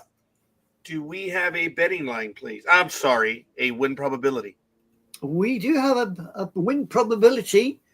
It looks like Tinfoil Man and his merry crew will be taking it 61%. Wow, 61%. That's not a very high. Well, I mean, it is actually. It's Well, it's for settled. a I don't give a damn game, what do you expect? I mean, look at it. Yeah, First- Big Dog was imagining things. He put them at 3-19. That's funny. No, they're They're both really at 3. 3-10. They're both at 3-10. Mind you, may as well be at 3-19. The pair of them. I mean, I think deep down he was like 9, 9, 9, no 9. 27. Oh, sorry. Yeah, he didn't want to have anything to do with that game. That's Yeah, no way, deep down. Jose. Big Dog was 9. So I mean, it really is. If you look at it, it's do I give a monkeys on any of these teams? Really? But yeah. never mind. And we haven't had a game like that in a bit. Well, actually, I think we had one last week, but they don't show up as often. Do we have a weather report, please? 73 with a slight chance of rain. Do we have an injury report? Yes, we do. And the Jets have got a rather long one. We have Reed, this who is doubtful with his groin. We have Badakana, who is inactive, coach's decision. We have Newman, who's doubtful with his groin. What have these two been doing? We have Eccles is out with his shoulder. And then we have Nwangu. My God, it sounds like a disease. He is out with his hand. And they have got an extremely long injury list. The Jags. Wow. We have Engram. He's out with his shoulder. Blackson is out undisclosed. And that is it. Oh, sorry. Anime Girl. Yes. Who's your choice on this one? Does it You're really? going Jaguars, aren't you? Oh, No? yeah. There is no way that I can No. even contemplate Tinfoil Man and his merry crew. You are going with the Jaguars, aren't you? Yes, I am going with the Jaguars, ain't I? All right. Gridiron Girl. I'll be taking the tinfoil man. Sorry. Nothing to be sorry for, girl. You stick with it. You stick with it. I'm just hoping the Jags scratch hell out of Tinfoil Man and his merry crew once again. NorCal Girl. Well, I've got a gigantic roll of tinfoil that I'm willing to donate because I'm going for the Jets. And Scorekeeper will provide some tinfoil as well. He's calling it 21-13. Lukey's is going for the Jets, as well as Elway 7. Woohoo! I'm about to go 8 games back by the sounds of things. Hold out. No, look. I will fully admit, folks, that the week that I went 16-0, I easily could have gone 10-6. It was that close. And even though I'm up 6 right now, that doesn't mean anything. Doesn't mean anything. So it's all good. Gridiron Girl, please go ahead. Sure. So, for the Jets, Ooh. we have. Did you guys get that sure from her? Uh-huh. Yeah. Who used that one, were like, wow, girl. Okay. All right. Appreciate that. Do what you do. So, Well, she's over 21, so, if she wishes to use that tone of voice, so be it. right. Okay. So, NorCal Girl. I'm sorry. For the Jets, we have NorCal Girl, Color Maven, The Philly Special, Lukey's, Always 7, Scorekeeper 21-13, and Gig. And for the Jaguars, we have Coffee, Sports Sister, Dream, and Anime Girl. Thank you. I appreciate that. By the way, if I didn't answer your question earlier, Lethal Migraine, yes, I will be on tonight. So I don't know why I thought about the dating and romance game, but when I saw 21-13, I was like, ooh, I don't like that range. But I did think about the romance and dating program on Saturday night. So anyway, NorCal Girl, you are up. All righty. We've got the Washington excuse me. We have the Washington Commanders at 8-5 versus the New Orleans Saints at 5-8. And they're playing at Caesar Superdome. On offense, we have the Commanders 5th and the Saints 15th. In defense, the Commanders are 12th, the Saints are 29th. In passing, almost equal, with the Commanders at 18th and the Saints 19th. And in rushing, the Commanders are 3rd and the Saints are 10th. Last time these guys played was October 10 of 2021, and the Saints got a fairly decent win of 33-22. In this game, the Commanders on the betting line are -7.5. Do we have a win probability? We do. The Commodes have it at 76.9%. Wow, 76.9. Okay. Yeah, it looks like nobody's expecting the Saints to go marching in on this one. Yeah, or on a full retreat. Okay. Do we have a weather report, please? 73 with a slight chance of showers when you walk from your car to the Superdome. Oh, it's the dome. Yes, indeed it is. Do we have an injury report, please? We do. The Commodes have a few. We have Brown is out with his torso. Where was that other one? That's it. See, they have a few. They have one. The Saints. The Saints, on the other hand, here we go. We have Ramczyk is physically unattainable. He's got knee. And then we also have Samagon. who is physically unattainable. He got Achilles. Oh dear, oh dear. Jeff Coate is out, undisclosed. Jackson is out with his ankle.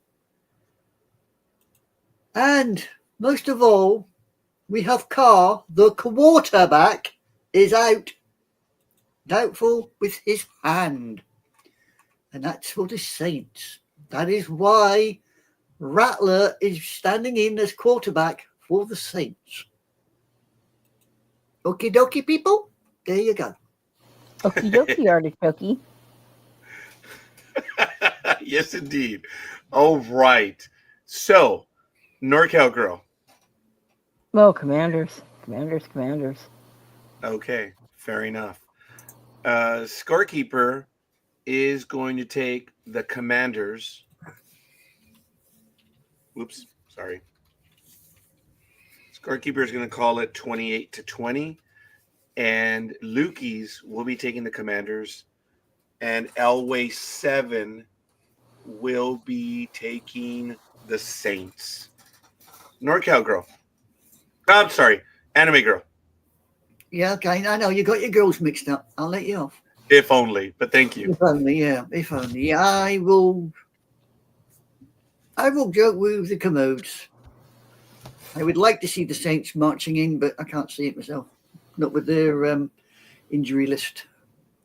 All kidding aside, anime girl, you are a Saints fan, are you not? I suppose you could say, yeah, if they're playing, I do like to see them win, but Yeah. I can't see them doing it on this one, personally.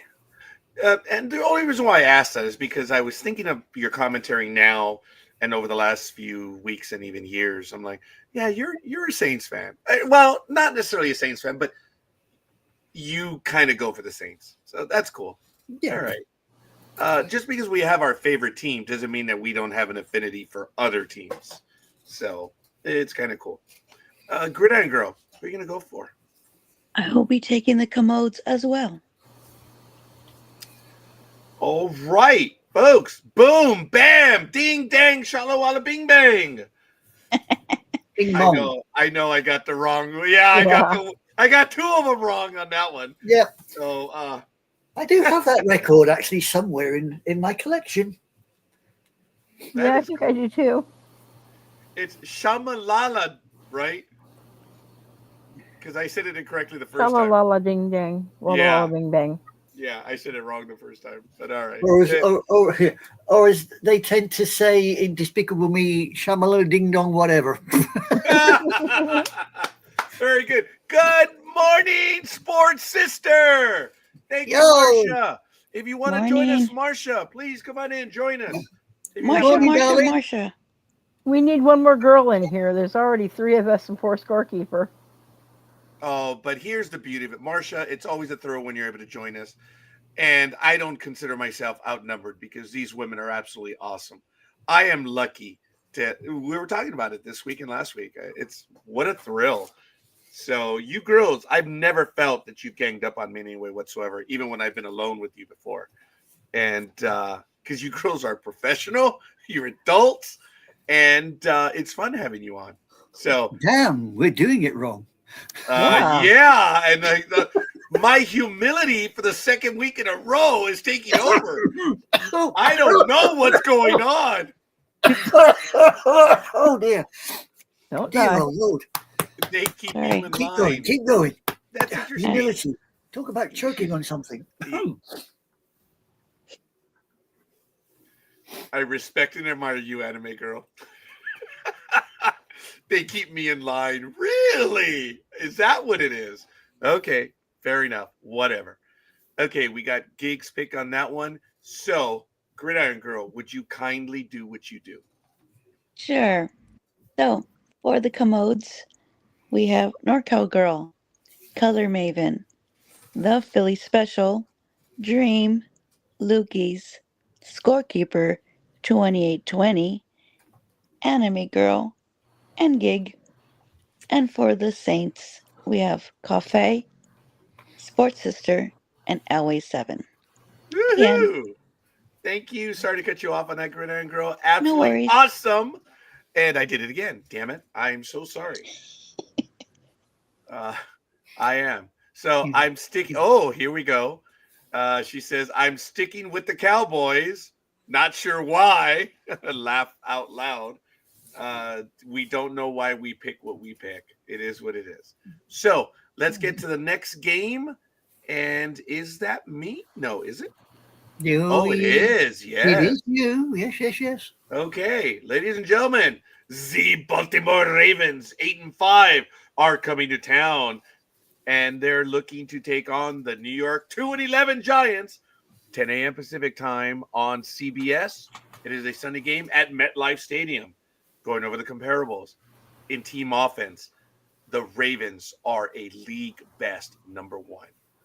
The Giants are 26th. They're 26 times worse. No. It's a ranking, not a percentage. In team defense, the Giants are a little bit better. They're in the top half, 16, and the Ravens are 22nd in team defense. In passing, the Ravens are an impressive 7th. The Giants are 28th. And in rushing, which is what makes this team a tough team to beat, the Ravens are 2nd overall, and the Giants are in the top half at 15th. Last time these two teams played was on October 16, 2022, and the Gigantes took it to the Ravens. Wow, they beat them. I don't think they took it to them. They beat them 24-20. So, for the betting line, wow, the Ravens are minus 16. Ain't that asking? Do we have a win probability? Yeah. 90.7%. That may be the highest we've seen. I cannot think of one any higher. Yeah. We've had 86s and 87s. I think we even had an 89, but a 90? I can't think of a 19. I can't think anything above 90. I could be wrong, though. As could I. But we had an 89 in the last 2 weeks, right? I think so, yeah. Yeah, I think that's why it stands out. I don't recall a 90. We may have, but that's still, wow, Ravens. Okay, do we have a weather report, please? Yeah, it's going to be 37 degrees, very, very cold with a very slight chance of rain. Would you read that comment, Anime Girl? Do we even have to check on the picks for this game? Unless the sky falls in, Chiefs. That's my girl. You come on in, sports sister. I like it. That is funny. I appreciate that one. Injury report, please. Right. For the Ravens, I think they only have the one out. I will double check. Yes, they only have the one out, which is Ismail. He is out, undisclosed. For the little people, oh dear. We have Runyon out with his ankle. We have Coughlin out pectoral. Really? We have Locke. The quarterback is doubtful with a heel. We then have Phillips out with a shoulder. And then just to round it out, we have Nuns Roche. He is out neck. Okereke is out with a back. And Morrissey is out undisclosed. In short, who the hell's turning up for the Giants? Because it looks like everybody's got a problem. Lethal Migraine says 37 is cold. I haven't seen that in a month. Anime Girl or NorCal Girl, will you send a message to Marsha? I believe she is 45 minutes behind us. Okay. Based on her picks, those are the first 2 games we started with. On her comments. Send her a message. Tell her to refresh. She may have. I think she's about 40 minutes behind us. So that'd be a big shock if she came in on the game right now. Thank you. So this is my game assigned to me. Folks, scorekeeper says that the Ravens are going to win 27-10 rather comfortably. I just believe that the Giants don't have a chance in this one, even though on any given Sunday. Lukey's is going for the Ravens, and Elway 7 is also going for the Ravens. So, Anime Girl. The Ravens are going to win. Thus spoke the Raven. Oh, impressive. Gridiron Girl. The Ravens. NorCal Girl. Ravens. All right. And I believe that's going to be it then. So, Gridiron Girl, please do what you do while I get rid of all the superfluous, Sure. commas. Oh, that's what you meant. Okay. Ravens. Oh, I love it. Ravens. We have NorCal Girl, Sports Sister, Color Maven, The Philly Special, Dream, Lukey's, Always 7, Scorekeeper 2710, Anime Girl, and Gig. And for the Giants, Cafe. Thank you. As you know, folks, the Big Dog does a lot of the behind-the-scenes work for these football games. And he laughs when I do the formatting of the time, and I separate this and I separate this. And he goes, or I shouldn't say goes. Ooh, that was bad. He has the habit of placing someone's name and automatically putting in the comma. And I'm like, I think that's a waste of time because you don't always use the comma. But you've heard we get into it on air, and that is Big Dog's game. And that's good for him. I think it's a waste of time doing something that you may not use anyway. So that's what I was talking about. Well, I get rid of the superfluous commas. So, but anyway, we're good. We're done. That game's in the books, and we are good. Let's go, Anime Girl. Oh yeah. Oh yeah, it's me again. Okay, we have the Cincinnati Bengals, 5-8, taking on the Tennessee Titans, 3-10. Really? I thought they were more. They're doing this at Nissan Stadium.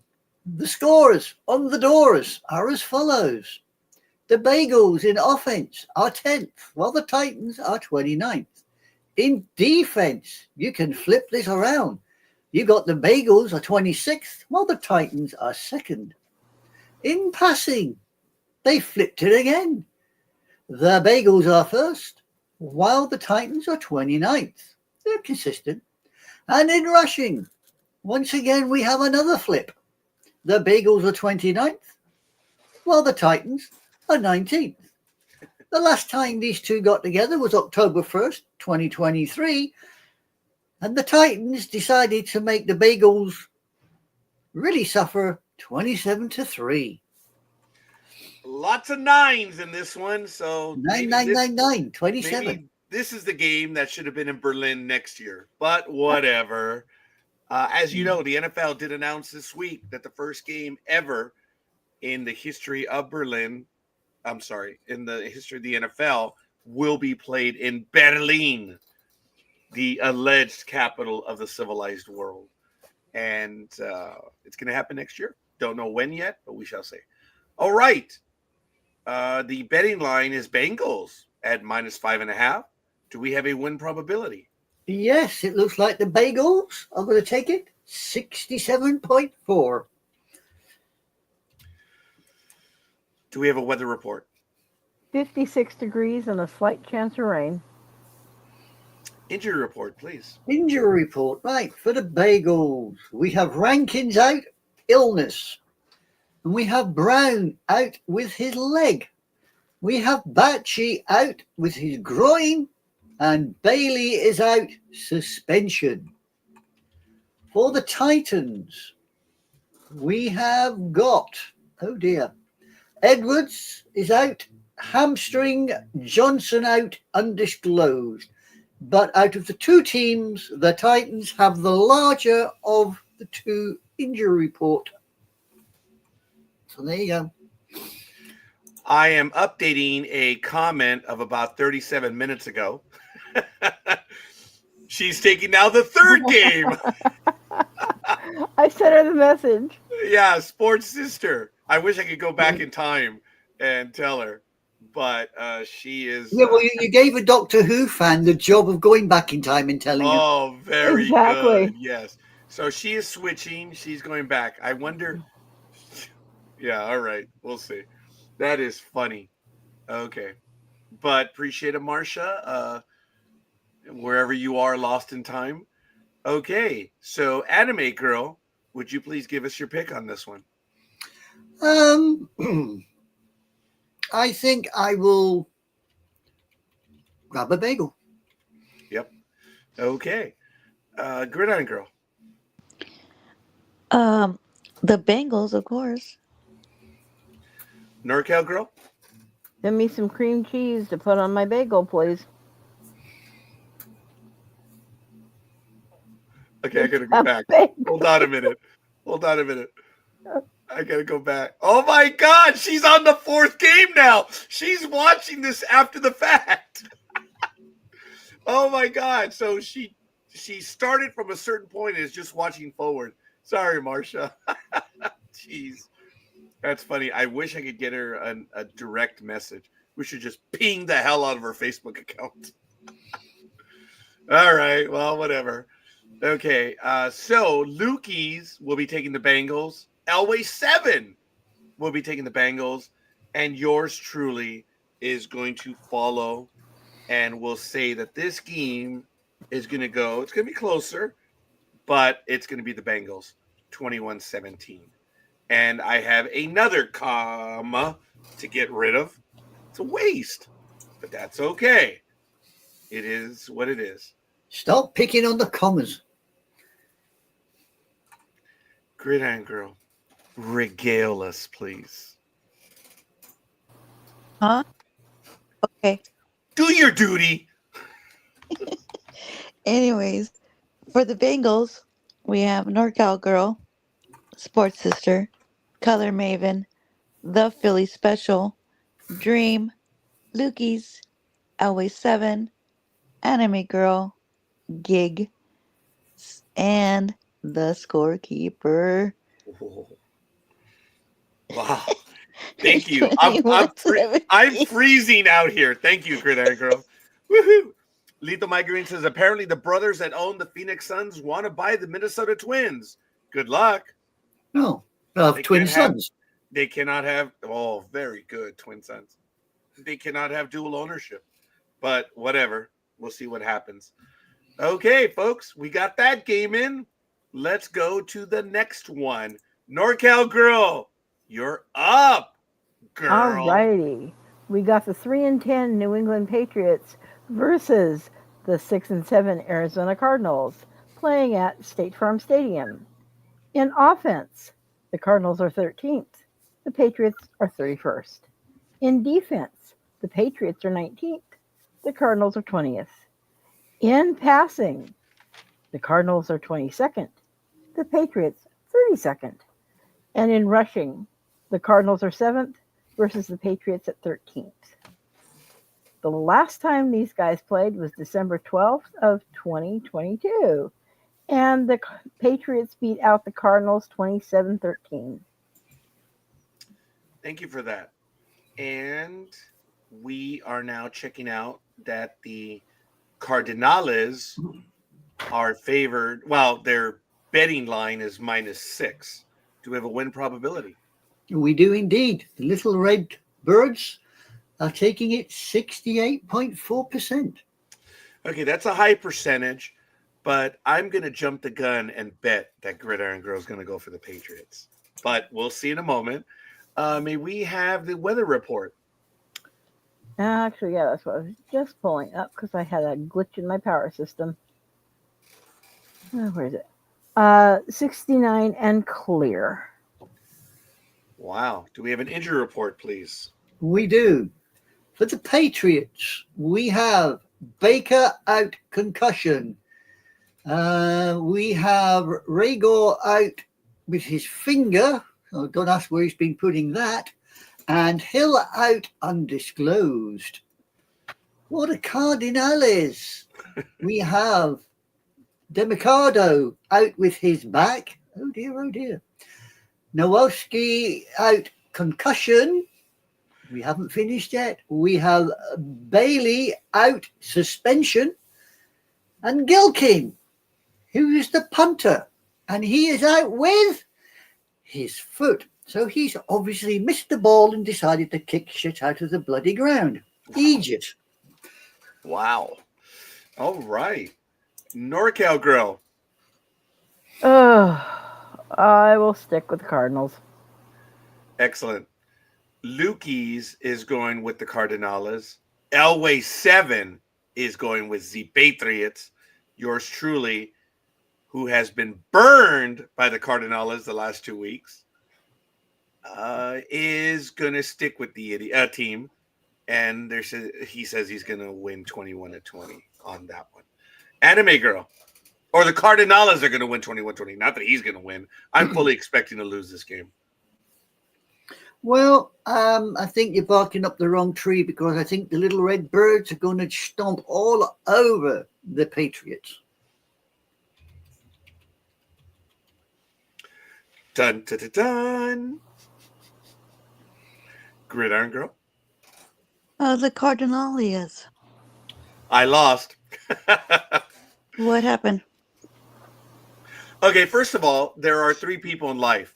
Those that see things happen, there are those that make things happen, and then there are those that are always going around saying, "Huh? What happened?" Sorry, Gridiron Girl. I had mentioned, and thank you for listening, I had mentioned that you were going to go for the Patriots on this one. Oh, yeah, no. Yeah. I think that the Patriots have rewarded you well this year. You have 3 wins from the Patriots, right? Yeah. Yeah.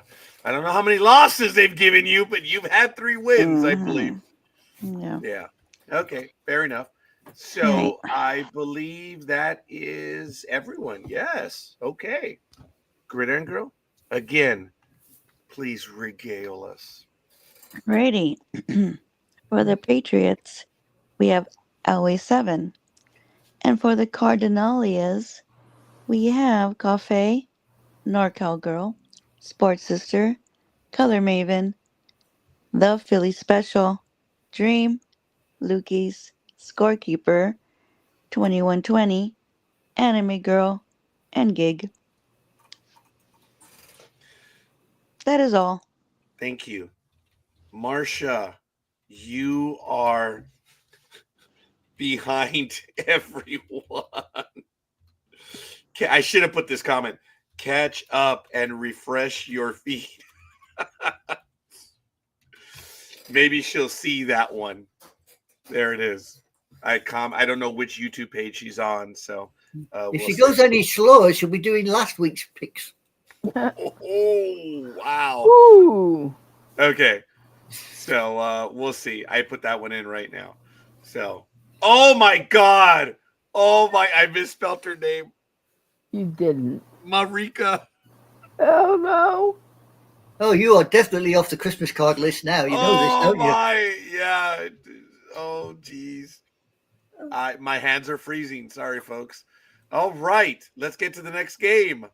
And we are going to take the Indianapolis Colts versus the Denver Broncos. Oh, Elway 7 is going for the Broncos. That's just need you. Elway 7. Really? So, yeah, really. Indianapolis Colts 6-7 visiting the 8-5 Denver Broncos at 1:25 p.m. Pacific time. The game is on CBS. It is at Empower Field at Mile High Stadium. Empower takes care of my retirement plan, so I guess I should be happy or acknowledge their existence. It is a no-dome site. Going over the comparables. No dome. On offense, the Broncos are 21st. The Colts are 23rd. On team defense, the Broncos are 7th. The Colts are 28th. In team passing, the Broncos are 21st. And the Colts are 26th. And when you look at rushing, the Colts are 14th.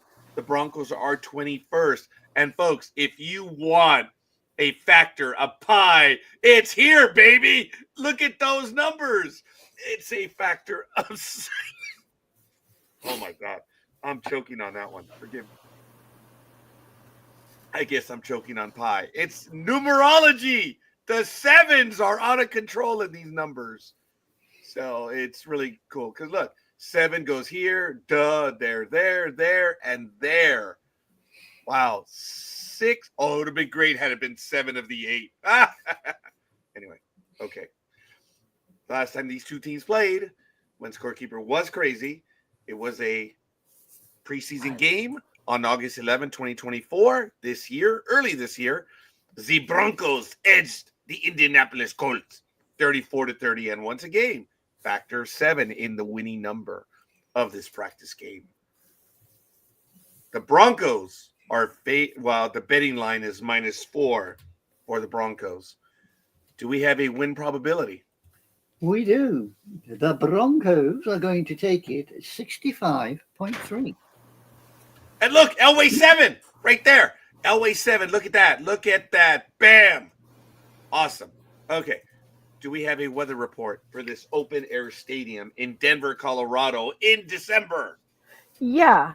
The bloody cold. Well, actually, not as cold as you would think. It's only 53 degrees. However, it's going to be crystal clear. But however, there's going to be a 16+ mile an hour wind. Then you've got a wind chill factor to include in that. Yep. So they don't give us the wind chill factor, but yeah. Do you know it is still, well, I think it's gotten a bit warmer. It's 49 degrees. It was, what was it, 39 or 49 when I started? Yeah, I think it was 40 degrees. It's got up 9 degrees.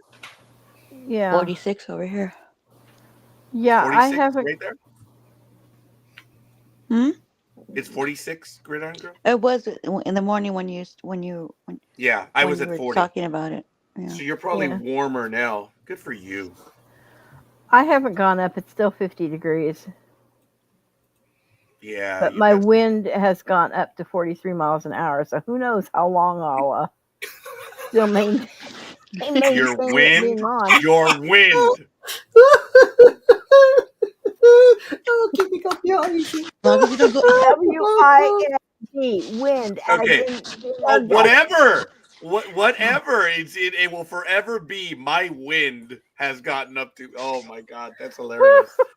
And while you said wind, I was trying to think of the Klingon word for it, which is. Don't talk about Klingons and wind, please. Oh. Right. Michael Day says it's 35 degrees over there. And in about 40 minutes, we'll find out the Jacksonville weather. Oh, you're bad. Oh, it's 49 over here. Yeah. So, and it's now 49 here. So I've caught up to you finally in the weather. Right. So, anyway. Yeah. Yes, exactly. It is what it is. So, we need an injury report on this one, do we not? Right, we do. We do indeed. The Colts injury report is as follows. Smith is out, personal. Oh dear. Doolin is out with his ankle, and Hill is out with the magical undisclosed. The Broncos. We have Blackson out, undisclosed, and Moss is out, knee MCL. That is all. Thank you. Scorekeeper is calling the Broncos to win 34-23. Lukey's is also going for the Broncos. And, of course, number 1 pick is Elway 7 for this game. Impressive. So, Anime Girl, are you going to buck the trend and go with the Colts? Oh, love a duck. Can I unplug this computer in here? I'll go with I will go with the Broncos. I don't think the gelded Colts are going to do anything. Gridiron Girl. You know, this is a tough one for me. I love the Colts and I love the Broncos. Yeah. Yeah, well, then I'll be going with the Broncos for this one. I was as disrespectful as I could be because woman, you, for all the years I've known you. Oh, oh my goodness. Oh God! Damn. So what's the weather? Oh my God, Marcia, come on in. We invited you in about 20 minutes ago. So, oh my goodness, come on in, Marcia. I think that's so funny. After the second game, Marcia, I'm like, wait a minute, wait. And so I look back. Okay, she's sticking with the Broncos. Thank you. Come on in, Marcia. Come on in and join us. That is so damn funny. Thank you. After the second game, I'm like, I think she's watching a delayed feed. Oh man, that is so cool. All right, so Gridiron Girl chose the Broncos.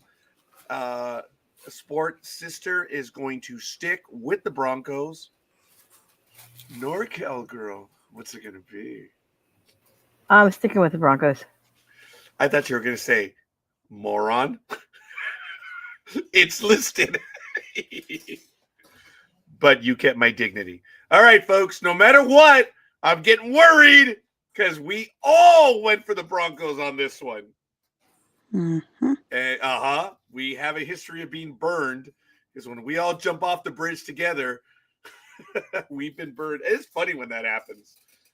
So it hasn't happened as much this year. But Have you noticed, though, that both of these teams have horse-like names? So if the Colts win, they're going to buck like hell. I said buck, not. You're good. You're good. I was trying to come up with something stupid and I was unable to. So we are going to whinny on over to Gridiron Girl. Oh, that's bad. Oh, dear.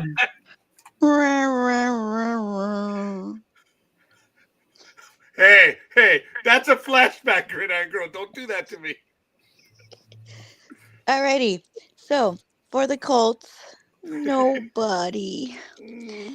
And for the Broncos, we have, Everybody. of course, we have Always 7, Buffet, NorCal Girl, Sports Sister, Color Maven, Love Philly Special, Dream, Scorekeeper, 3423, Lukey's, Anime Girl, and Gig. Now, it just dawned on me that when she said, finally caught up with lots of excitement, and then, thanks, Scorekeeper. I think it's because of this one. She's like, you're a dumbass. Couldn't even spell my name right. And then Lethal Migraine says, sure, all the water here is frozen. If you jump off the bridge together, you'll all have broken legs together. Hey, at least we'll be alive, I suppose. So thank you for that, Gridiron Girl. Let us go to the next game. We already got to that point. So now we're going to go with Anime Girl. This one will be NorCal Girl. This one will be Scorekeeper. I don't know why I said that. This one will be Anime Girl. This one will be NorCal Girl. And then I will finish up. Wow, I'm last. What a shock. Okay, so Anime Girl. We always save the best for last, the most outshining star. Will you stop massaging his damned ego? It's big enough already. But he needs a little love. Aw. I'll take it. Damn it, I'll take it. All right. Right. Anime Girl, go! Right. We have the Buffalo Bills, 10-3, taking on the Detroit Lions, 12-1.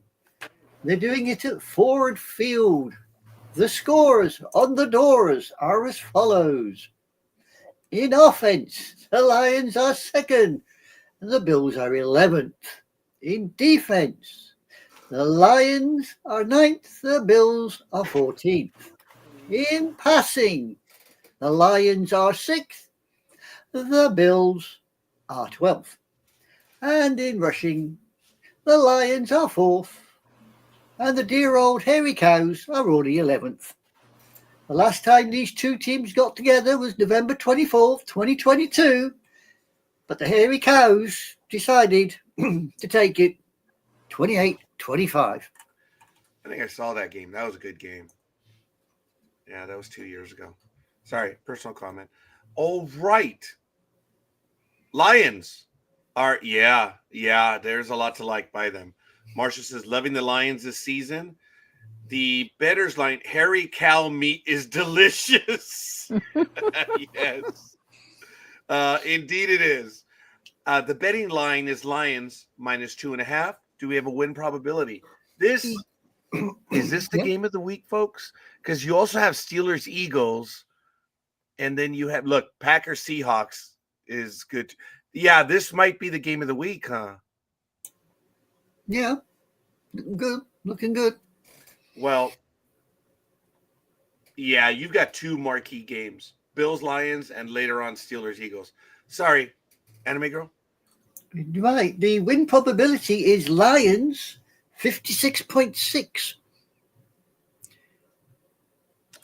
Okay, 56. 56 point what? 6?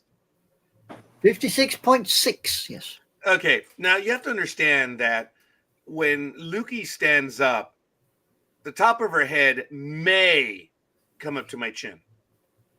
So go ahead. If you try to kick me, you're going to end up kicking my knees. So you go ahead. Oh, no, we got that. We definitely got that. But you know what they say about little people, Roger? They is dangerous because they is right near your junk. And if they get really antisocial, you're going to end up singing soprano for the rest of your damn life. No, she didn't do gymnastics in school, so I'm not worried about her ability to jump up. If she kicks me, it's going to be in my knees. So did you know that Tim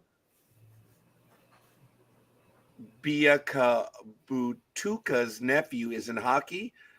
Didn't even know there was a last name like that. Just put Tim A to Z. Yeah, you'll get it. Yeah. No, all kidding aside, Lito, I did not know that. All right. Weather report, please. Oh, used to be a running back. I should know that. All right. Did not know that. We have 41 degrees with a chance of rain. Wow. All right. Do we have a weather report? You just had it. I'm sorry. Injury report. Same difference. No, not really, unless you want raining blood. Okay. We have got for the hairy cows. Edwards is out with a hamstring. And Douglas is out with a knee. For the Lions,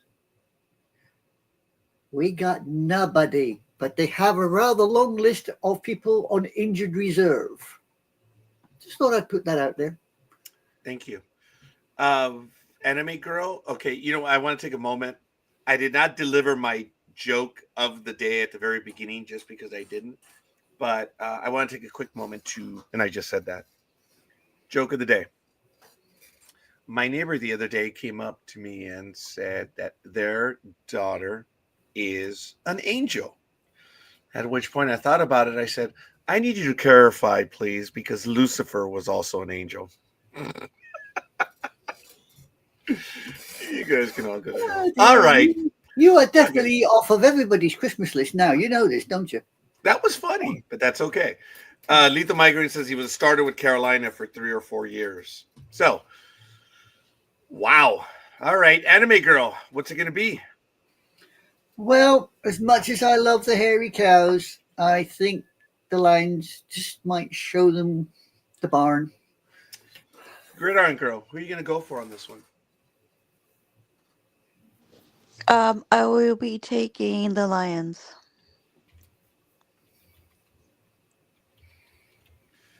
Okay.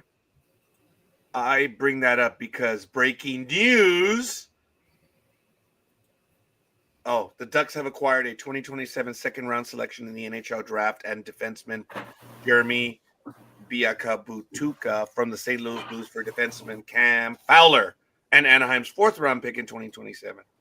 Anaheim will retain a 38.461538.5% of Fowler's remaining contract. Excellent. Thank you for that breaking news. And we're going to go ahead and continue. NorCal Girl, you have the Lions. The magnificent golden pussycats I'm sticking with. I wonder if Sports Sister is going to stick with them as well. I believe CAFFEINE is sticking with the Lions. So, that being the Be a case, good game though. yes. Elway 7 is going with the Lions. Lukey's is going with the Lions. And Scorekeeper's going with the Hairy Cows. no, Scorekeeper is going to call it 34-31. So, sorry. You sure I can't tempt you to go with the Hairy Cows? I'm already taking the Raiders, folks. I already threw one at you guys. And Marsha, or Sport Sister, says she's staying with the Lions. Thank you, thank you, thank you. So, Gridiron Girl. Alrighty. So, for the Hairy Cows, we have Color Maven and the Philly Special. And for the Lions, we have CAFFEINE, NorCal Girl, Sports Sister, Dream, Anime Girl, Elway 7, Gig, Lukey's, Scorekeeper, 34-31. Thank you. Welcome. So, next game, NorCal Girl. You're up. Alrighty. We have the 7-6 Tampa Bay Bucks versus the 8-5 Los Angeles Chargers. In offense, the Bucks are 4th, the Chargers are 24th. In defense, the Chargers are 11th, the Bucks are 27th. And in passing, the Bucks are 8th, the Chargers are 24th. In rushing, the Bucks are also 8th, and the Chargers are 20th. Last time these guys played was October 4th of 2020, and the Bucks edged out a win 38-31. The betting line on this game is the Chargers -3, which is conservative. I'm curious on the win probability because these are two fairly decent teams, two good teams. 57.7. Now, the probability is lower only because the Buccaneers are a decent team, but it still is going for the Chargers. Wow. Okay. I might have to reanalyze that one. Okay. Weather report, please. 66 degrees and partially cloudy at SoFi Stadium. May we have an injury report? Certainly. $40. We have Winfield out with his knee, Thompson out with a shoulder, and Britt out with an ankle. For the Electric Company, we have only 2 out.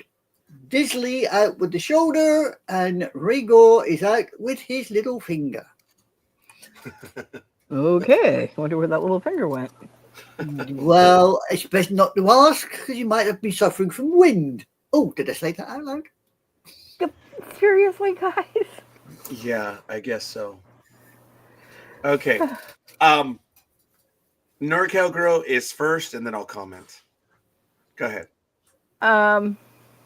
I think I'm gonna stick with which one did I say? No, I lost my The notes. Chargers. Was the Chargers? Yeah, I'll stick with the Chargers. Thank you. Okay, Lukey's is only because of the records and who's playing is going for the upset on this one, as is Color Maven. They're going for the Buccaneers. Elway 7 is going with the Chargers. And I was going to say that if there's a team that has burned me over the last 3 to 4 years, it has been the Chargers. I've learned not to argue with Gridiron Girl. Funny, after 23 years, right, Gridiron Girl? So not wanting – wow, that was quick. Not wanting to put her on the spot, Scorekeeper is calling it 24-19. So, Anime Girl. I'm going with the Electric Company. And with that setup, go ahead and prove me wrong because Marsha is staying with the Chargers. So, Gridiron Girl. Of course, I'll be going with the Chargers. Are you crazy? No, that's why I went through that entire No, soliloquy. it's just demented, Gridiron Girl. Just demented. Yeah. She has picked the Chargers more often than not correctly. Not just picked them, but correctly over the last 4 years. I know the year she won, the Chargers led you to victory, right? Yes. Yeah, certainly wasn't the Raiders for me. And it'll never be the bloody Cowboys for me. Well, yeah. Cowboys have burned me this year. They have. Yeah, I think they Yeah. burned all of us. Yeah. That team looked a lot better on paper, but you know what they Yeah. say about that, right? Yeah, Cowboys Mhm. didn't burn people. They just cremated the buggers. I tell you, terrible. When you say they're good on paper, it means one of two things. It's good for note taking and for cleanups, and we'll leave it at that. Yeah, I'm gonna say my grandfather said paper was good for many things, including wiping up SH1T. Yep. Yeah. SH1T. Aw, that's funny. You're trying to keep it clean. Gridiron Girl, you're up. All right. So for the Buccaneers, we have Color Maven and Lukey's. And for the Chargers, we have Cafe, NorCal Girl, Sports Sister, The Philly Special, Dream, Always 7, Scorekeeper 2419, Anime Girl, and me. Moi. Speaking of moi, would you repeat the name of the Buccaneers, please, in the same manner that you did it before? Oh no. No. What Oh. I did. The Buccaneers. That's not the way you said it. I don't know. There is a way that you referred to the Buccaneers in the past, but we've all cleaned up our language, our lexicon, so it's all good. All right. I just thought it was the way you said it was reminding me on how you used to call them before. No. Okay. I don't But recall. okay. No need to recall. I'm belaboring the point. Thank you. All right. Yes. Steelers, Eagles. I lucked out on a good game on this one. So this game, the Steelers 10-3 visiting the 11-2 Philadelphia Eagles. This is one of the marquee games. It is at 1:25 p.m. Pacific time. It will sadly be on Fox because I don't think I'm going to watch this game. So I who knows? I might get lucky. I may not. I'm talking about watching the game. So in the comparables at Lincoln Financial Field, on offense, the Eagles are a 7th overall best. The Steelers are 17th. On defense, the Eagles are an impressive 1st. Steelers are another impressive 6th. In passing, the Steelers are 23rd. The Eagles are 31st. Think about that. They're 31st and 11-2. Wow. Because of their defense and a rushing game. Because when it comes to defense, they're number 1, and in rushing, they're number 1. And the Steelers are 9th in rushing. Last time these two teams played, on October 30th, 2022, a day before Halloween, the Eagles scared up a lot of points and put the Steelers to bed 35-13. This game for the betting line is the Eagles at -5.5. Do we have a win probability? I'm betting it's going to be at like 51 or 50% on this one. No, not quite. That's why I don't bet. 67.8. In favor of? The Dodos. Ooh. Okay. All right. Do we have a weather report on this one? 41 degrees and a slight chance of rain. Okay. Do we have an injury report, please? Right. For the Steelers, we have Ogunjobi, bloody Nora, out with his groin.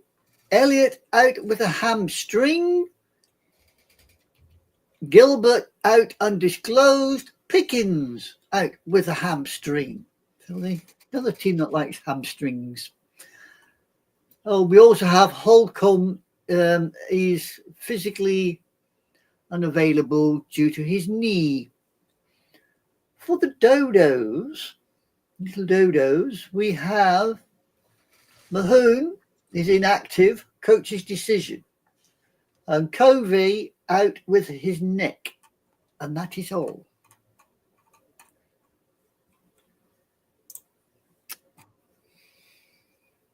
Okay. All right. This game was assigned to me. I am going for the upset on this one. The numbers are terrifyingly bad for me, but I have a feeling with the Steelers. I have done very well with the Steelers this year. They've upset some good teams. And even though the Steelers have issues with touchdowns, they've won games without touchdowns. I believe that they're going to upset the Eagles on the road 22-20. And Sports Sister is staying with the Steelers. Elway 7. Thank you, Alma. I will carry you off the bridge. And Lukey says, hell no, I'm staying on this bridge. She's going with the Eagles. Anime Girl. Well, damn it. I got to admire your confidence, but I'm going to stick with the Dodos because I don't think the Steelers are going to make it. Okay. I've dodged bullets because the Cardinals have done me wrong. I'm still up 6. But if I end up losing this, folks, it's going to come down to this damn game right here. Ugh. Gridiron Girl, you're going for the Eagles. I love me some Steelers, but yep, not this time. No, I'm going with Eagles. You may have it smarter. All right. NorCal Girl. Well, I hope the Eagle can do double duty and haul both Lukey's and myself to a win. Ooh, fair enough. All right. Well, there it is. Thank God I'm not going to be watching this game. So, okay, I'm good with it, folks. The Steelers have rewarded me well this year. They have. So, but this is going to be a damn good game. I regret I'm not going to be able to watch this game. So, anyway, all right, Gridiron Girl, please. Alrighty. So, for the Steelers, we have Sports Sister, Always 7, Scorekeeper 22-20. And for the Eagles, we have a Cafe, NorCal Girl, Color Maven, The Philly Special, Dream, Lukey's, Anime Girl, and Gig. Okay, we've got it. So, Anime Girl, take us to your last game, the Sunday night game. Right. Please. We have a Sunday night game. We have the 9-4 Packers taking on the 8-5 Seahawks. And they're doing this at Lumen Field. Shock horror. Let's look at the scores on the doors. In offense, the Packers are 6th. The Seahawks are 14th. In defense, the Packers are 13th. The Seahawks are 18th. Oh, look, in passing, the Seahawks are actually 5th, while the Packers are only 10th. But in rushing, the dear old Packers have managed to pull it back. They're 5th, while the Seahawks are only 27th. Last time these two got together, obviously a preseason game because it was in August in 2023, the Packers decided to pluck the Seahawks 19-15. And I said pluck before you go there. Speaking of plucking, you heard it here first. Starting with the 2027 year, the NFL will be playing 18 games. Anyway, let's move on forward. The betting line is the Packers at -2.5. Do we have a win probability? We do indeed. We do indeed. It looks like the Packers, the old cheesy heads, are going to take it 56%. Thank you. Weather report, please. 45 degrees with a slight chance of rain. And it is an evening game, so it'll be dark. Awesome. Okay. Do we have an injury report? We do. For the cheesy heads, Gilbert is out undisclosed. Alexander is out with his knee. Bullard is out with his ankle. And for the Seahawks, Reed is out, quadriceps. Eskridge is out with his knee. Walker is doubtful. He's playing with the cows, his calf. Russell is out with his foot. Thompson is out with a shoulder. Brown is out with a hamstring. And Sheriff is out undisclosed. And the Sea Hags have an extremely long injury list with a lot of people in red. Just so you know.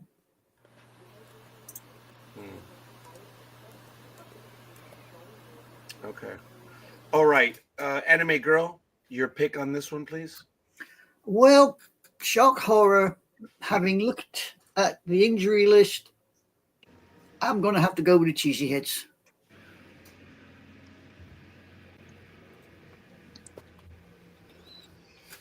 Sports Sister says staying with the Seahawks at home. Gridiron Girl. I will be going with the Packers.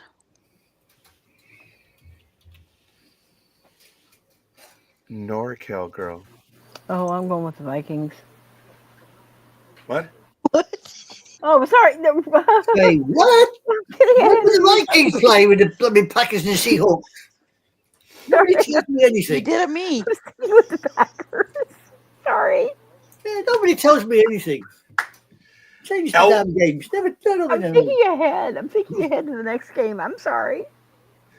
Elway 7 is going for the Seahawks. Lukey's is going for the Packers because that is her team, and she can go for them on this one. This is going to be a good game, the Sunday night game. You got an 85 versus 9-5. That is that's. Wait a minute.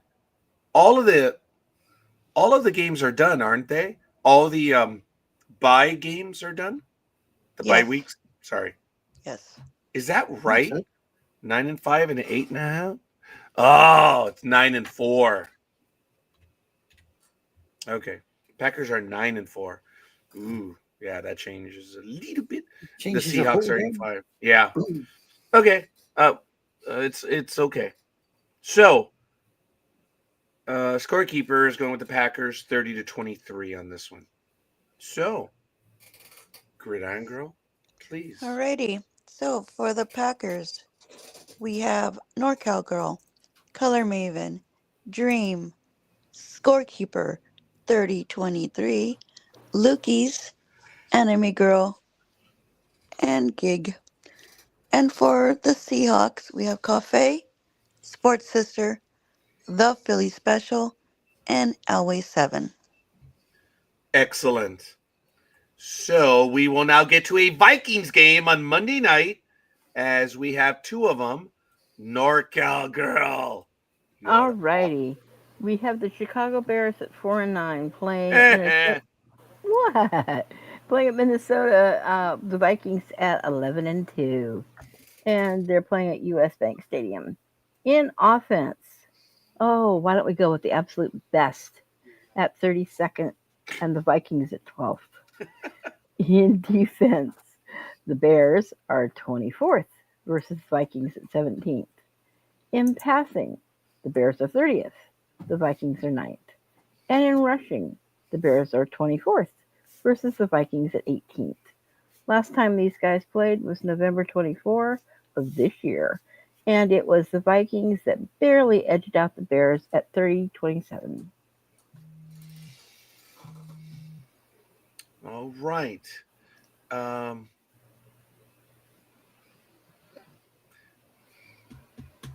Sorry. I just was caught in a deep thought, and I said, you know what? I don't think I can make that announcement after all. That might cause a lot of problems. I'm going to have to tangentially do a Rick Dees. I talked about something earlier. I don't think I can make that announcement. That could create a lot of problems. But all right.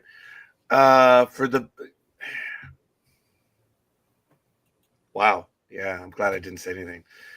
I'll allude to it in a little bit. The Vikings are -7 on their betting line. What is the win probability? Well, it looks like the horny ones are going to take it 73.3. Wow. Okay, 73.3. Do we have a weather report? 73.3. Thank you. The Da Bears have only got a little 26.7. Alrighty. It is 29 degrees with a slight chance of snow, and hopefully that semi-domed winter roof thing will protect a little bit. Okay, do we have an injury report? You certainly do. Da Bears have only got one out, and that's Sweeney. He's out with the mysterious undisclosed. But the horny ones have got at least two of them out. And that is Nwangru is out with his hand, and Bird is out undisclosed. So there you go, ladies and gents. He pays your money, he takes your chances. NorCal Girl, Anime Girl, and Gridiron Girl, check the private comments, please. Do not comment publicly. Please. Marcia says, no surprise, she's sticking with the Vikings. So, NorCal Girl, what is your pick on this one? Vikings. So, for this game, I'm a bit behind on this one, and I apologize. So, we have the Bears. Oh, thank God. Okay. Elway 7 is going with, I was like, please don't pick the Bears. Is going with the Vikings. Lukey's is going with the Vikings. And for this one, Scorekeeper says it's going to be close. I don't know why the idiot said it's going to be 27-24, but I'm going. How about putting your name down, not the team? Yeah. Thank you. Thank you. You're not a Viking. You may So- want to You be, might but you're think not. you're a horny one, but I don't think you really are. Ooh. Yeah. So, Okay. yeah, I got that one wrong. So, but it's going to be 27-24. And, yeah. Gridiron, Anime Girl. Sorry, who are you going to go for? Well, I'm looking at all the people that are sitting on one side and they're not nobody on the other side. But you know what? The teddy bears can stick it. I'm going with the horny ones. Okay. The Bears have no choice so far, or no one has picked them yet. And I believe Gridiron Girl will not. Oh, not this time. They burned. They burned Sorry. me so bad. That was last week, huh? And the week before that, and the week before that. And the week before that. We all Anyway. have a team. For me this year, it's got to be the Cardinals, huh? Yeah, that Yeah, they too. burned Them me. too. Jesus. Yeah. Anywho, I'll be taking the Vikings. That was funny. So, okay. Then Gridiron Girl, please. So, for those the Bears, nobody. And for the Vikings, we have Cafe, NorCal Girl, Sports Sister, Color Maven, The Philly Special, Dream, Always 7, Lukey's, Scorekeeper, 27-24, Anime Girl, and Gig. Okay. I don't know if Anime Girl would want to answer this, but going to this game, sticking with it for a moment, I called it 27-24, and I'm thinking I'm wrong on that. What if too you close. would? Okay, that's what I'm alluding to. NorCal Girl, just for shits and giggles, Oh boy, oh boy, oh boy. at a 73.3 winning probability, and they're favored in the betting line -7. Knowing that Scorekeeper probably got this one wrong, and I know you don't do this normally. What would you call it, just for shites and giggles? I'm gonna say 41-13. Anime Girl.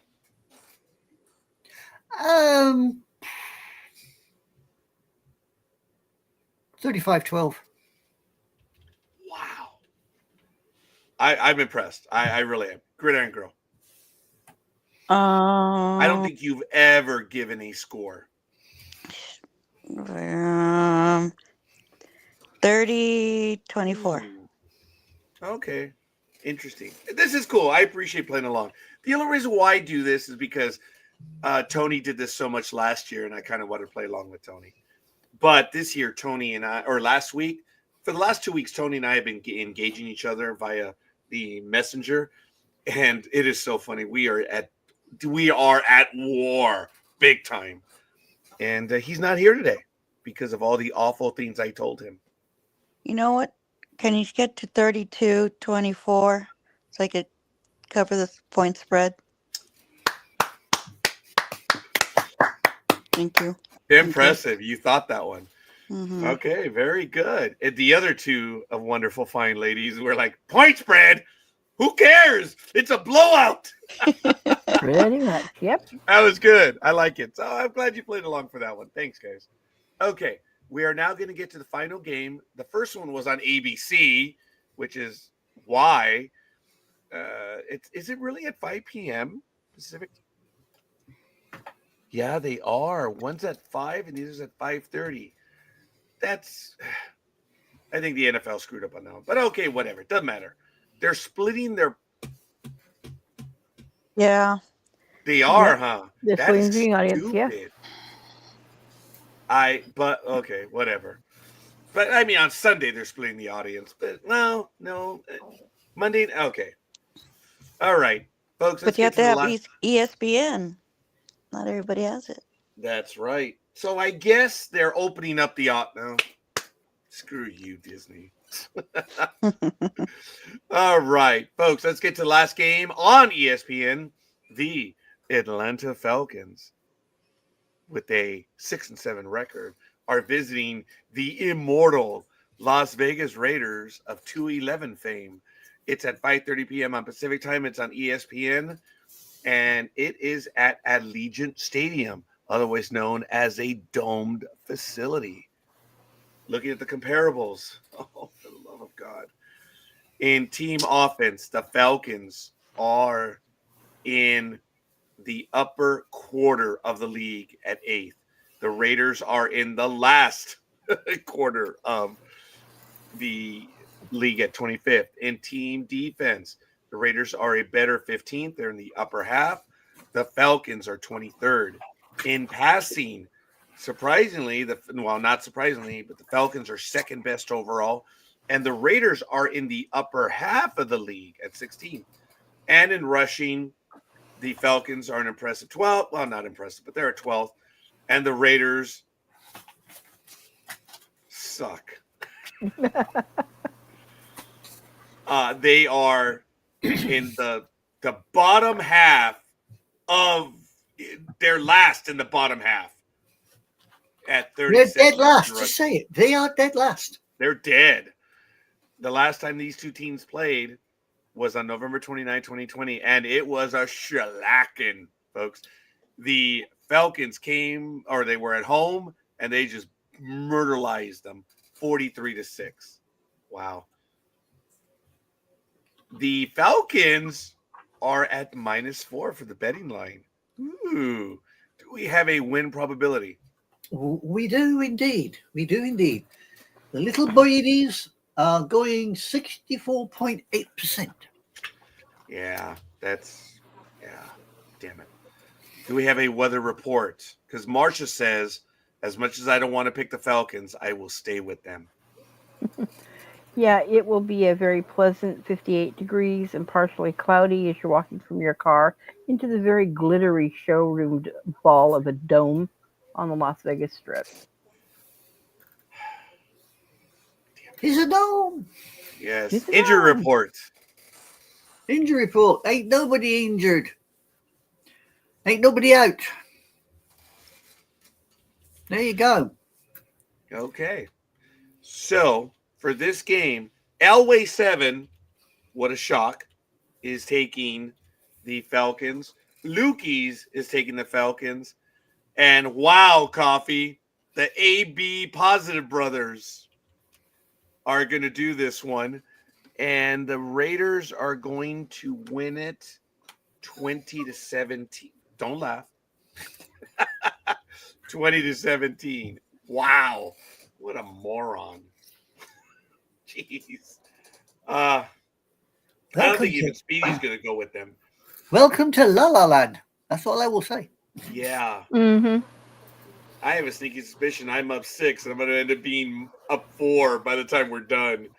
There's 2 questionable games. I may change the Raiders one. And you quite frankly, you like folks, chicken. What you're going to say is you're going to chicken out on one of them. I think I am. And obviously, I may chicken out on the Steelers-Eagles. Only because everyone else went with the Eagles. So, yeah, I may do That's that. a close one, though. Even though the point spread is bigger, the Steelers Okay. Eagles. But look, you, Anime Girl, Gridiron Girl, Philly Special, all went with the Eagles. Okay. Folks, when I analyze these games, I really look at who picked against me. That's all I'm looking at. For the last 2 weeks, it was the first 2 games of the whatever, and last week it was the Bears game. That's the only game I was watching because everyone picked against me. And then there was another one. Anime Girl also went against me on one. Gridiron Girl went against me on one. And then Philly Special was the Thursday game. So that's my thinking. When I am on Sunday, I'm only looking at the games where people pick against me. I know that's stuck up, but that's the way I do it. I'm not paying attention to anything else. And that's how I'm playing it. Who is picking against me? And knowing that everyone is against me on the Steelers-Eagles, yeah, I don't think I'm going to let them. Even if we all lose together, I still win. See, that's the way it is. And that's my strategy. Sadly, knowing that everyone is against me on that game, Steelers and Eagles, I don't think I can risk. I may have to change it to here. You know what happens when you change? Yeah, from my experience. You get burned. But my odds improve because if we win, no one gains on me. And if we lose, I just take the loss. You see the thinking? And it's warped logic. It's warped logic, but yeah, I get it. Yes, it's warped logic, and it's because of the lead I built up. I can actually take those risks.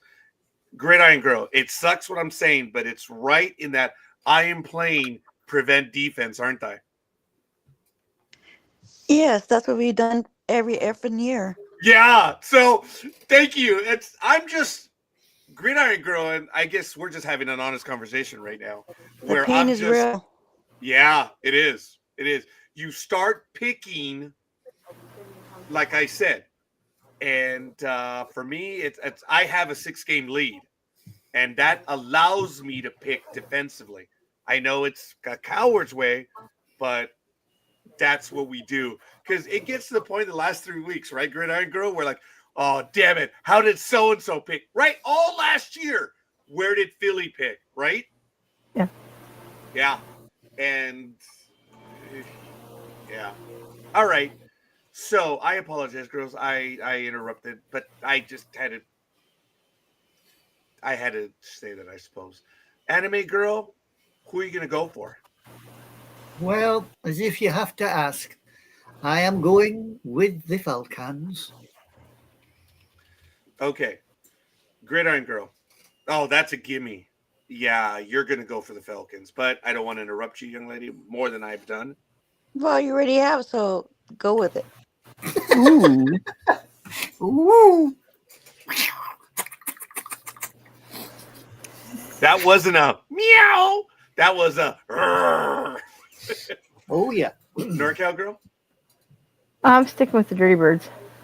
Okay. As I mentioned, Lukey's is going with the Falcons. I'm going with the Falcons. And nothing against coffee, but again, I may be giving up a game and I think that's going to have to be a gimme. Even though I have a sneaky suspicion this is the Raiders game. The Falcons, this is an easy game to call. It would be the Falcons. It's just I have that feeling. And I've been right when the Raiders upset. So I'm going with them. But again, I may be in prevent defense. So that may change my games, the picks. But I've also built up a 6-game lead because I chose the way I've chosen. So, all right. Sorry, guys. Gridiron Girl, do it, please. Do it. So Do for it. the dirt, Do it. for the Dirty Birds, we have NorCal Girl, Sports Sister, Color Maven, The Philly Special, Dream, Always 7, Lukey's, Anime Girl, and Gig. And for the Raiders, Aw. it's as good as it's going to be. Anyway, Cafe and Scorekeeper Yeah. 2017. Okay. So there it is, folks. And we got him in. We did well. And wow, it's folks, sometimes it takes us an hour, sometimes it's 2 hours. We went very well, but we have 16 games on this one. So we're good. We're done. Bam! It is what it is. And I'm going to update. So, NorCal Girl. Well, actually, What? oh, I was going to say I'm going to duck out because I'm having some technical issues with the electric and all. So I'm going to duck out with you. Okay, fair enough. Well, I hope I'll be on tonight to be able to do everything. Okay, well, we have several themes, don't we? Yeah, we have the second to last Lower Decks. Yep. And then I will be on later on tonight at 9:30. I will be on. And then tomorrow on Sunday. What's it looking like, Anime Girl, for Sunday? I'm hoping against hope that I can get in there, but at the moment, the way things are, I might lose this connection.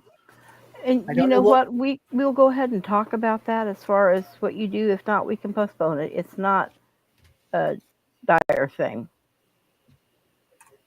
But it is because, I have a responsibility. True, but you are not responsible for technical issues. I'll be back. My dogs need to go outside. All right, thank you. So, anyways, I'm going to book, and I will talk to you later tonight, Anime Girl. Okie dokie. All right. Love All you. right. Bye. Bye. Thank you for that. So I'm asking Anime Girl for you to take the lead for a moment. And if you have any stories that you would like to get to while I update the page, it'll take me a few moments. Okay. I'm going to silence Anime Girl. She was talking to her dogs. That is so funny. Yeah, I thought I could hear something. I'm thinking I'm hearing things. She loves her dogs, Wheezy and Roofy. Well, there you go. Such is the people on this program. Ay, lassie, that they are. Right, I'm looking for a story to keep us occupied while you do your thing. Yeah, sorry, I am doing my thing right now, and I'm sorry, folks. I'm trying to update them. But, folks, call me a coward. Call me whatever you like. I know you will. I'm not giving you the permission. You're going to do it anyway. But that is the thinking that I have, and it's just the way it is. I built up the lead that I have where I am probably in prevent defense, where I'm just playing back to win like that. And it's just, sorry, I'm playing the numbers, and I don't know if I want to risk, even though I'm confident in my picks. I mean, how did I build up the lead that I have? It's just, it's, I don't think I want to risk that at this point. So, well, yeah, we'll see. But anyway, okay, we have a story. Please get to that one, Anime Girl. Right. And if you would also put it in the chat room. I'm just about to do that, sir. Thank you. Just about to do that. There you go. It's in the chat room.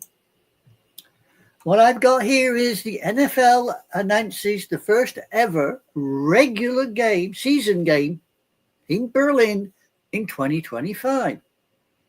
And it will be played in the iconic Olympic Stadium. The NFL has held regular season games in Munich and Frankfurt since 2022. And the game in Berlin is set to mark the 5th NFL regular season game in Germany and the first in the German capital. Germany apparently has a very rich tradition of American football, and the NFL has a deep history with the city of Berlin, said NFL Commissioner Roger Goodell. We first held a preseason game at the Olympic Stadium 34 years ago. I mean, think about that. 34 years. A long time. Before it was home to the NFL Europe's Berlin Thunder in the early 2000s. Now with 20 million fans in Germany, they're making a historic return to the city to play a regular season game. At the moment, they have not told me who's going to be playing there, unfortunately. The NFL have played 5 American Bowl games at the Olympic Stadium between 1990 and 1994. And it was also homes to the NFL Europe's Berlin Thunder from 2003 to 2007. As we know, it hosted the 1936 Olympics, the Men's World Cup in 74 and 2006, and a Women's World Cup in 2011. It's also hosted 6 Euro 2024 matches. I take it they're on about European soccer there. And also the World and European Athletics Championship. So the stadium, as per se, is well used. Beginning in the 2025, the NFL can schedule up to 8 league-operated international regular season games per season. The commitment to play 2 regular season games in London at Tottenham Stadium, then one in Madrid at the Santiago Bernabeu, home to Real Madrid, have already been announced for 2025. Oh, I see London's losing a game. It's only got 2. Okay.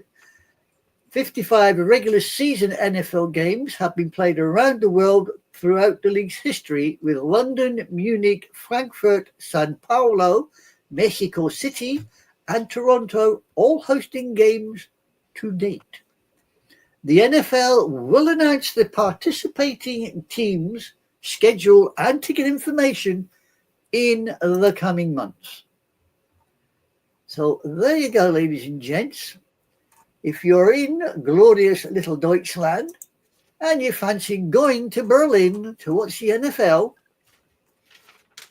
there's your chance. And they will be having a good little run around with that, which could be fun. And there is the highlight of it. Sorry, folks. So there you go. And again, folks, so this is a little tiny insight in what the scorekeeper will do. Is if I am going to follow the scores, or at the end of the day, the games that I'm looking at, knowing what we did this week, I'm going to go back to, you know what? I'm going to go back to the Facebook page because you can see a little bit more. When you're on the Facebook page or whatever, there we see all the picks that we have. I am not looking at these games. I have no interest in the Rams 49ers because no one is picking against me. Ravens Giants, don't care. Now the Jaguars, Anime Girl has picked against me, so I'm paying attention to that game. Cowboys Panthers, don't care. Commanders Saints, don't care.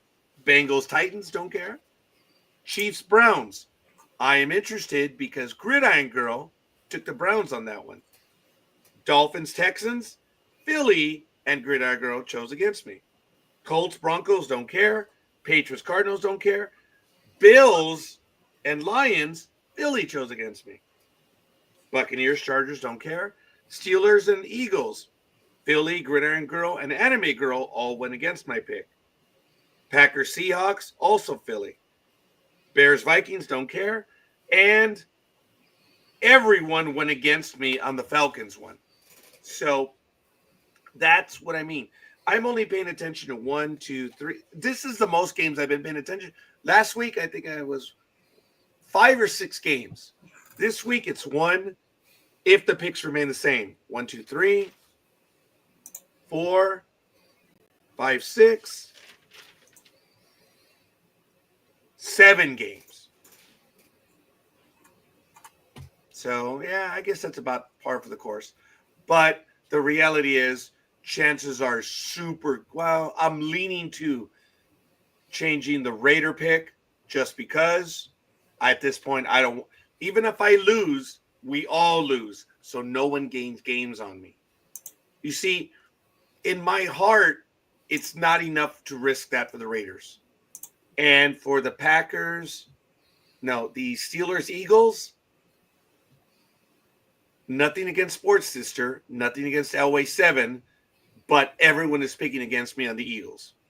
So that's my thinking that, yes, the Steelers have done well for me, but I cannot risk losing games at this point. So we'll see. We'll see what happens. That's why, sadly, I said it's not that we're playing the games, but everyone is playing against me now.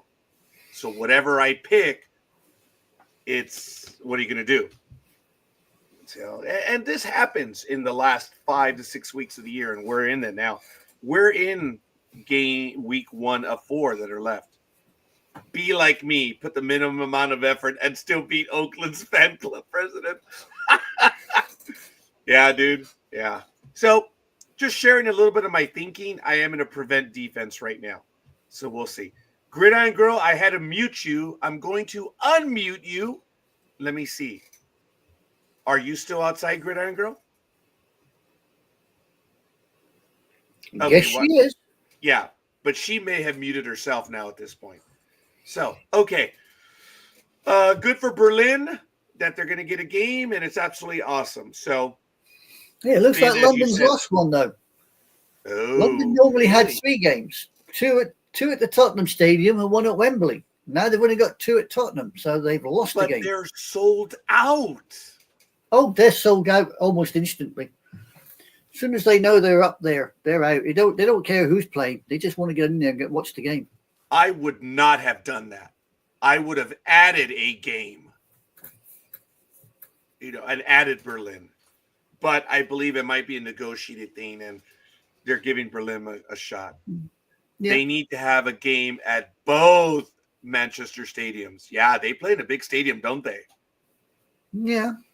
I mean, Old Trafford definitely. I don't know what the Manchester City game stadium's called. Can't remember what that one's called. I'd have to go look. Right. Fair enough. What is the next story that you have for the NFL? NFL is considering a major rule change after a series of controversial face mask calls this season. Really, they are just going to sit there and contemplate a rule change on face masks. I mean, holy mackerel! Nearly said it. NFL fans have been complaining about the rules of the sport for decades, and the 2024 season is no exception. After approving a slew of new rules, including an adjustment that changed the look of the kickoffs, the league has shown openness to change. That appears to potentially extend it to next season as the NFL considers allowing leagues to expand the capacity for plays that can be subject to a video review. Oh, your favorite. According to the Athletics, Diana Russi, Troy Vincent, the NFL's EVP of football operations, said that the NFL's competition committee plans on discussing expanding the replay assist to allow them to review specific penalties like face masks. And there's been a few dodgy ones this season, I can tell you. This season, the competition committee expanded the replay to help officials when it came to the international grounding and roughing of the passer calls. This season in particular, the referees have had trouble accurately calling face mask penalties. And there's been a few dodgy ones that I've seen. And I don't get to see a lot of games. Unlike in other sports around the world, specifically in other kinds of football that they call soccer, in the US, video instant replay, or as some would call it, VAR, has slowly been implemented and has many issues. That's not the case in the NFL, which used instant replay beginning in 1986 and has used its current system since 1999. Football at the college level has had instant replay guidelines since 2006. The current list of reviewable instances include scoring plays, complete, incomplete, intercepted passes, receiver runner out of bounds, recovery of a loose ball in and out of bounds, touching of a forward pass, quarterback pass or fumble. Oh, I remember one of them too. Illegal forward pass, forward backward pass, runner ruled not down by contact, forward progress, touching of a kick, plays involving the placement of a ball, whether or not there are a legal number of players on the field, and ejections. That sounds disgusting. Previously, coaches and officials were allowed to review for pass interference back in 2019. But that review process was abused to the point where the league scrapped it within the year. The NFL's competition committee is made up of team owners, coaches, and executives to review the competitive aspects of the game and propose new rule changes and new rules. A new rule or a rule change can't be adopted unless 75% of the league owners, currently 24 of 32, agree to the change. So what do you think, scorekeeper? Good for the NFL, I suppose. Like I say, what is the point of having review when in the most critical point of the game, usually within the last 2 minutes, you can have something happen and, oh, well, nope, they ran out of their challenges. So the review thing is just arbitrary. It's you give them a set number. You're not interested in the correct call. You're not. And I understand that they're saying in 2019 it was abused. I don't know how it was abused when you only have 3 challenges. Okay. Or remember, you have a challenge. No, you actually have a challenge where you lose a timeout and then you lose the ability to challenge. So there's only so many challenges you get anyway. But when critical plays happen in the last 2 minutes of the game, oh, sorry, you're out of challenges. But you still have the review. So the NFL is not interested in getting it correct. I have always been against instant replay. And look, I'm going to get grief from everyone. But look, I played the game. It's the human element. Oh, I want to get it right. Now you want to win. I don't care if it's right or wrong. I want to win. If I get the replay, great. If I don't, next play. Move on. Folks, instant replay. Look, crybabies want instant replay. That's my straight up opinion. It is my opinion, and I'm all right with it, because how many times have we been in so many games that instant replay isn't used and they got it wrong? and the league has to issue, and this is baseball, basketball, everything. They got to give a mea culpa. It did nothing. So what is the point of having instant replay? Oh, you want to get it right. Well, how many times are we talking about instant replay? Well, the last one I can think of that caused all the stink was the guy that ended up with being banned for so many games. Yeah, being suspended 3 games, right?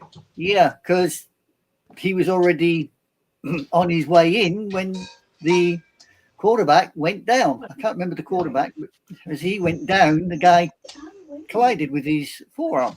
I believe it's Burrell. Hi, Gridiron Girl. Hello? You're not Okay. muted. Yes, you're not muted. Oh, for like forever? No, because you'd stepped away for a while, so we didn't hear anything. Okay. Yes. Hi. Hi. So we're talking about the fact that the NFL may institute face mask calls as being reviewable. So based on what you read, Anime Girl, does it mean that if there's an obvious face mask that is not called, can you review and say, oh, hey, I'm reviewing that. Oh, it was a penalty. No, that's not going to happen. You can only argue when a referee calls a face mask. And Gridiron Girl, how often have you seen a ref call a face mask and the ref actually got it wrong? Oh, 75% of the time? Really? That they call face mask penalty Yeah. and the ref got it wrong 75% of the time? That's my outlook. I might be exaggerating a little Not bit. at all. Not at all. And okay. Well, the games that I've seen basically face masks penalties in front of an official, and he ain't called it. There's been no flag on it whatsoever. And before you answer that, Gridiron Girl, I agree with Anime Girl. I have seen more non-calls than that. So I just want to be Yeah. clear. Oh, yeah. You say that of the face mask calls, the vast majority of them are wrong. Yes. Okay, Well, so wait. okay, let's talk it through. I am maybe I claiming, didn't catch the whole thing. Go say it again. yeah, that's why I was a bit surprised by your answer, young lady. So look, if the ref throws a flag for a face mask, Mhm. you're telling me that most of those calls are wrong. Oh no, they're right. Okay, yeah. I mean, Not all of duh. them. If they've called them, pretty much they're right on. I have the beef. So if the NFL is going to say, well, now you can argue face mask, it does nothing for the game. You've heard me say that there should be a ref up in there and says, oh, hey, that call was missed. Call the flag. You want to make it equitable? Now, apparently, all the plays are under review, right, Gridiron Girl? Every play. After the 2-minute warning, all scoring plays. Yeah, are Okay. reviewable. But I what about when believe. you're playing the game and you hear they're reviewing it, so they better get the play off before they review it. They're Right. reviewing every call now. So why aren't they calling those penalties? So in other words, everything we just heard in the article and Scorekeeper's opinion means nothing unless they're actually going to call the non-calls. Yeah. I mean, I always thought that a fumble was a fumble. What the hell do you need to review a fumble for? Ooh. You don't need to review no damn fumble. You can see it. Down whether he was forward progress. There's several factors that go there, but it's right now you can review the placement of the ball too. or the pigskin. So I would want specifics on what's reviewable. If you're saying that you can review a penalty call, Can you review a pass interference call right now? No, right?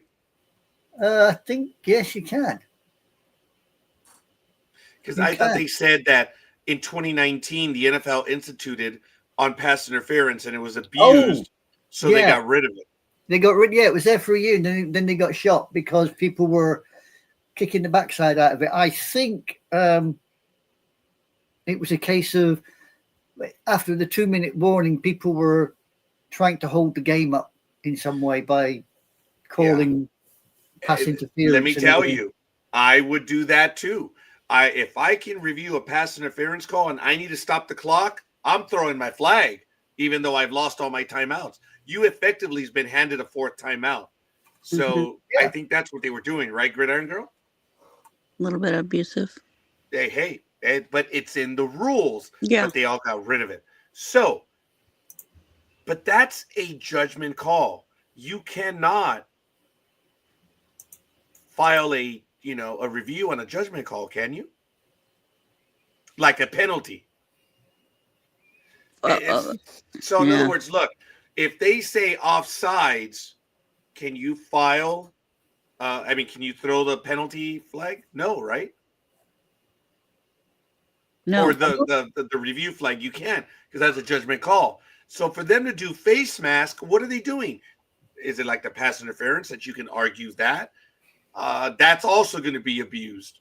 But then again, I suppose if you think about it, they're saying you can review a forward pass, a fumble or a forward pass. You can review that. I mean, you missed that the first time round. What's the point of reviewing the damn thing? It's gone. The game's moved on. Surely you're not going to take everything back to where the fumble or the forward pass was. That doesn't make sense to me. It doesn't make sense, but there are specific rules on if you're behind the line of scrimmage and where the quarterback is, because there are specific rules on what a forward pass is when it comes to a fumble as opposed to a lateral, right, Gridiron Girl? Yes. Yeah, thank you. I appreciate that. But it's okay. Look, the NFL has one of the most complicated set of rules due to the game. But once you get it down, it is an exciting game. A lot of it is based on judgment, folks. And there are fans that are for the instant replay, but we are getting a shoddy product because we are still complaining about games at the end. Oh, you can't review that. Mm-hmm. If every play is under review, why are we arguing this? But no, it is still happening. That's why what the NFL is giving us is something to mollify us, because near the end of the game, we have still had bad calls that cannot be reviewed. I suppose when you think about it, because was it a face mask foul? It's something like, was it a 15-yard penalty? Very good. There's two of them, right? Yeah. So if you were in the red zone and someone in the sideline calls face mask, I want to review. One, you're holding up the game, and two, if it proves correct, you got 15 yards back to hold the team up. Well, Gridiron Girl, aren't there two face mask ones? The unintentional one, which happens where you're reaching for, and how many times do we see the pinky get caught, right? But that's a face mask. Mm-hmm. Or a finger, you get caught. That's a face mask. I thought there was the 5-yard unintentional, and then there's a 15. Dude, you're screwing with the guy. You just missed the horse collar. Yeah, that's I suppose so. So you're going to be able to argue whether it was a face mask or not, or whether it's a 15 versus a 5. I believe the refs get most of those right. So now you're going to be able to challenge that. Means nothing. Means nothing. What about all of the missed calls? Is that going to change? We need clarity on what the NFL is considering.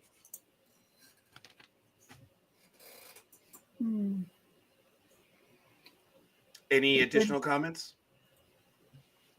No, I mean, I can't actually think of anything. I mean, the way it's sitting at the moment, it seems all a storm in a teacup kind of thing. Okay. Because look, right now, you can only argue a face call penalty. And they're saying that referees have had trouble accurately calling the face mask penalties. So nothing's going to change. You're just going to, well, okay, it's going to change. But what I meant by nothing's going to change is the missed face calls are not going to be called. That's what I mean, the list of current list of reviewable instances include scoring plays, complete, incomplete, intercepted passes, receiver run out of bounds, recovery of a loose ball in and out of bounds, touching of a forward pass, quarterback pass or fumble, illegal forward pass, forward backward pass, runner ruled out not down by contact, forward progress touching of a kick, and plays involving the placement of a ball, whether or not there are legal number of players on the field, and ejections. What the hell is an ejection when it's at home? Well, that's a touchy subject because there's no such rule in Major League Baseball. When the ump gets a stick up his butt and ejects you, you're done. You're out. And how many times did we see this last year? Several people being ejected for doing nothing. I didn't realize it was a big issue in the NFL because refs don't eject players because of a feeling. I have never seen a player ejected that didn't deserve to be ejected. You know what I mean? Yeah, well, that one we were talking about with the defensive player hit the quarterback that was going down. Right. That was 3 weeks ago, I suppose, right? Yeah. I mean, he got ejected, didn't he? Did he? That's why there was big hoo-ha over that one. That's the player that did he hit Burrell, right? The quarterback, and he cleaned his clock, and he got a 3-game suspension. Did he get ejected, Grid Angler? Wasn't it Lawrence wasn't that quarterback from that hit? I thought it was from that game. But I forget but it was Burrell that was hit, right? The quarterback? I believe so, yeah. Yeah. Because he was doing this. We reviewed it on here with the video. And what is Lawrence's first name? Who? Lawrence's first name. Whatever. That was from that Jaguars. I don't believe it's that. That's when he got. I don't know. Okay. I guess I didn't see that one. That ejection. Well, I don't know if he was ejected. I know he got the 3-game suspension, and I talked about it last week. I don't remember now. Anime Girl's doing a search on it, but I made the comment that my new hero was number 17. Because remember, the guy went in, hit Burrell, left him numb, and 17 saw, and he dove at him. And all of you jumped on me for that. I'm like, okay, that's fine. I get it. I know. And it was a cheap shot that number 17 landed on the guy that hit the quarterback. I'm like, yeah. I knew exactly what it was. Yeah, it was Aziz Al-Shahir was suspended for 3 games for his illegal hit on the Jacksonville Jaguars quarterback, Trevor Lawrence. Okay, but was he ejected of the game? I'm actually going over ESPN's video of the damn thing, if they're going to play it, but I believe he was, because when the number 17 hit him, didn't they decide to get rid of him there? I think I said Burrell. I may have meant Burrow, right? The Bengals quarterback. Yeah. No, actually, I think I'm wrong on that one too. But yes, it's the player you mentioned. I didn't know he got ejected from the game. I believe he did. Okay. Yeah, Al-Shahir, who was ejected from Sunday's win over the Jaguars, has appealed the suspension. He was ejected from the game. So, you can right now appeal that during the game. You can file the flag for review. Yeah. But they didn't do that. No. No. Trevor Lawrence. Thank Appealing- you, Marcia. Isn't Yeah, he? Trevor Lawrence, the Jacksonville Jaguars quarterback. His case was heard by the former NFL offensive lineman Ramon Foster. Now, this was 2 weeks ago, and it was Trevor Lawrence. So I do apologize. I thought it was Burrell. So thank you for that, Marcia. You were right, Gridiron Girl. What a shock. I'll see we'll be back in week 17. Okay, it is. I'm going to go to the video, and I believe I have the exact same video. There will be no sound, but check it out. Let me go to full screen. Let me get rid of this comment and start it up again. Yeah, this was week 13, 2 weeks ago. Check it out. And I know I'm going to hear crap from all of you again, but number 17, he's my guy. So look, there he is. Thank you for that. He's rolling out. And here he comes. Boom. That's what we call, yeah, you see, number 17. Fausto, my buddy, said, well, that was a cheap shot. Yeah, okay, that was a cheap shot. But you know Very what? cheap shot. As my teammate, Lawrence, I know 17 has my back. Yeah, but they only ejected Algier. They should have ejected 17 as well. On gentlemanly conduct on the field. Yes, and rightfully so. And but guys, they didn't. I'm telling you, it was ugly what happened. It looked ugly. It was a bang play. But yeah, look, when 17 was ejected, good. They got it right. But as a quarterback, Lawrence, I know who's got my back. And that's number 17. I know you guys don't like hearing that, but it is. And Gridiron Girl, I think we lost Gridiron Girl for a moment. Yeah, so, probably. She'll be back. She put a comment in the chat room. I know you guys don't like hearing that, but folks, Lawrence, he's got a defender out there. Look, I know I'm belaboring this point, but there it is. But look, guys, it's bang, bang. And 17, all he saw was a hit, and he's already on his ass. I mean, dude, like I said, and good that 17 got kicked out. But when it comes to team play, dude, you know who's got your back, man. That says a lot. I know it's a scrum. I know it's, again, way to go. I mean, to be perfectly honest, that's the sort of thing you get in an ice hockey match, not a football match. Now, folks, I really can't slow it down that much, but look at it live. Now, look, it's about to happen. Folks, we can tear this apart forever, but look at when he begins his slide. Aziz has already, it's almost simultaneous. So everyone says, oh, well, he slid, and then Aziz hit him. Folks, we're not talking about a baseball pitch that you're fractionally deciding to hit or not. Look again very carefully. Boom.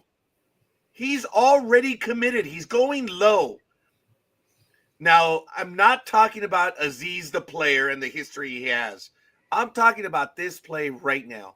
Look, you see, he's just begun his slide, and you're telling me that Aziz, in less than a second, who's already committed to hitting him at this point, I got to back up even just a bit further. Look. Boom. Guys, he has just begun the slide. Aziz is committed. You're telling me it was intentional, that he meant to hurt him? I mean, it's like if you're driving a car at 60 miles an hour and somebody steps out in front of the car. You don't register that straight away. It takes about a second or two before your brain says, somebody in front of the car. Okay, Lukey says, Roger, if you agree with that, 17 did to have the quarterback's back, then you what? You have to admit that the slide was illegal. That the quarterback slide was illegal? Well, I don't think it's a quarterback slide is illegal per se, is it? I don't know if I have to agree to that. Guys, I'm just telling you that as a quarterback, I got hit right or wrong with I don't even know if the slide was illegal. I mean, I know if you go in like, you know, a normal football player and you go down head first, if you get hit, you take your chances. But I'm The not sure hit about was the slide. wrong. Okay, and that's what it comes down to. The hit was wrong. The guy, number 17, what number 17 did was wrong. What Aziz did, well, the NFL has ruled that it was an illegal hit. And he's getting a 3-game suspension. He is appealing it, and that will have to be adjudicated. Not the side. The hit to the quarterback was not good. Okay, number 17, him hitting Aziz. See, look, guys, especially right there on that shot. Did you see that? Look, you're telling me that that's an illegal hit? Guys, look carefully. As he's sliding, he has committed. Don't tell me that he slid and then chose to hit. Guys, he's already going in. It's a bang, bang play. So, knowing that, my comment is not whether the quarterback slid or not. It's not whether Aziz hit him. I'm telling you that in a team sport, Lawrence knows 17 has his back. That's what I said. 17 is my new hero. He saw his quarterback get leveled. Right or wrong, 17 then hit Aziz. In that microcosm, I'm like, dude, 17 has my back. That's all I've said, right or wrong. And that's why people are not going to like it. I'm like, okay, thank you. But the thing is, yes, it was unsportsmanlike conduct. And 17 got ejected, I believe. I'm going by what's in here. Changes nothing. As me being Lawrence, 17's got I got hit. I got leveled. And what did 17 do? He hit the guy that hit me. the thing is, that sort of a hit is not in the list of reviewable instances. Which one? The hit that Shahir did on the quarterback. It's not part of the. It's not part of. It actually, yeah, isn't that funny? It's not reviewable. That's very good. But the refs called it. They ejected him. They said it was a bad hit. And folks, I'm going to leave it to the NFL to make their decision, and then we can argue that one. I mean, they've generally made their decision now.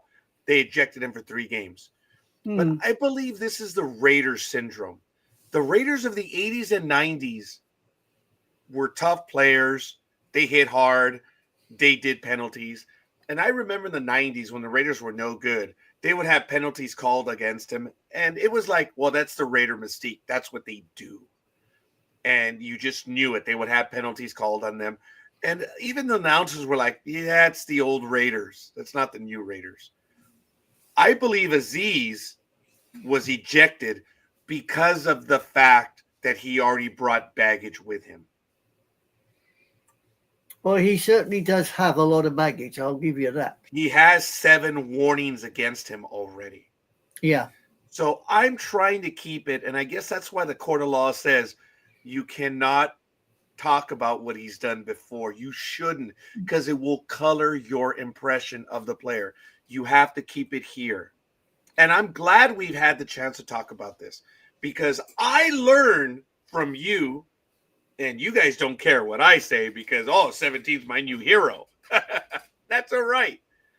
I believe the hit of Aziz to Lawrence was it was a, I hate using the phrase, but it was a bang bang play, meaning it was instant, and it was a hit. I do not believe Aziz had the intent to hurt Lawrence. Well, according to the NFL, the 3-game suspension was upheld. It was announced on Wednesday that it was upheld, and it was upheld because Aziz led with his forearm and helmet when he clobbered Lawrence. Okay. Which is what he did after he started the slide. That is classified as an unsportsmanlike blow. Okay. And knowing that, he's getting a 3-game suspension. And he has to serve the 3-game suspension. It has been upheld. Okay. We can now argue that the league said Aziz's hit was unsportsmanlike. Like, okay. And Lawrence is now on the injured reserves. He had his clock cleaned. Yeah, and they reckon that's him out to the end of the season. Yeah. So I suppose if Aziz had his arms open and then it had been a helmet to helmet, he might have had some sort of recourse. But I think because when he does actually connect with Lawrence, it is the forearm that hits Lawrence first. And that is, under the rules, unsportsmanlike conduct. Yeah. Okay, folks. We've all had a chance to see it. Whether it's immaterial or not, my point, which now is becoming stupidly repetitive, I don't believe Aziz had the intent to hurt him, but it doesn't matter what scorekeeper believes because the NFL has said, yeah, homie, that was a bad hit. See, look, I wasn't reading his lips of the coach, but here it is again. Look, they're both going in at the same time, but they're saying he led with his forearm and his helmet. It's done. Yeah, watch. Here you go. See, look. Bang. There it is. He led with his forearm. He led with the forearm. Look at it right here. You're going to see it again. So now, yep, he led with his forearm. There it is. So the refs got it right. All this time, I didn't see any of that. But I was willing to give Aziz the benefit of the doubt. I didn't say, guys, I never took the line of Aziz. I just felt that it was simultaneous, and I never stated. But now it's obvious Aziz was unsportsmanlike. So there you go. I am willing to clearly admit that, to acknowledge that in my interpretation, I got it wrong. I never saw the forearm. I just contended that it was simultaneous. Because a lot of people were saying, hey, he started his slide first and then he came in. No, he didn't. It was simultaneous. See, he's already in the air. But he led with his forearm to hit him and with the helmet. The refs got it right. They ejected him. And the NFL said 3-game suspension. Unsportsmanlike. 17 was defending Lawrence. He also got ejected. Okay. The guy that got ejected, number 17, if I were him, and if I am ever in that spot, I would have done the exact same thing 17 did. So, accuse me of unsportsmanlike conduct. All I know is that my quarterback just got leveled, and I know who hit him. I'm going after the guy that hit him. I am unsportsmanlike. And I'm willing to take that one. The thing is... Yeah, go ahead. Yeah, the thing is, in the heat of a game, you're going to do things that you probably wouldn't normally do. You know, as you say, you want to win. So if you want to win, then you're going to do everything in your power to win. And if that means you can get away with taking out one of the other team, you want to take the chance. you're going to take the chance. I mean, I don't think there's a football player playing today that wouldn't take that chance if they thought they could get away with it. Now, my theme. Okay, thank you, Gridiron Girl. So she's actually on my thinking on number 17. Oh yeah, I would retaliate for my quarterback. Gridiron Girl just sent me that message right now. She's still muted at the moment. And yeah, now let's look at what the NFL has ruled.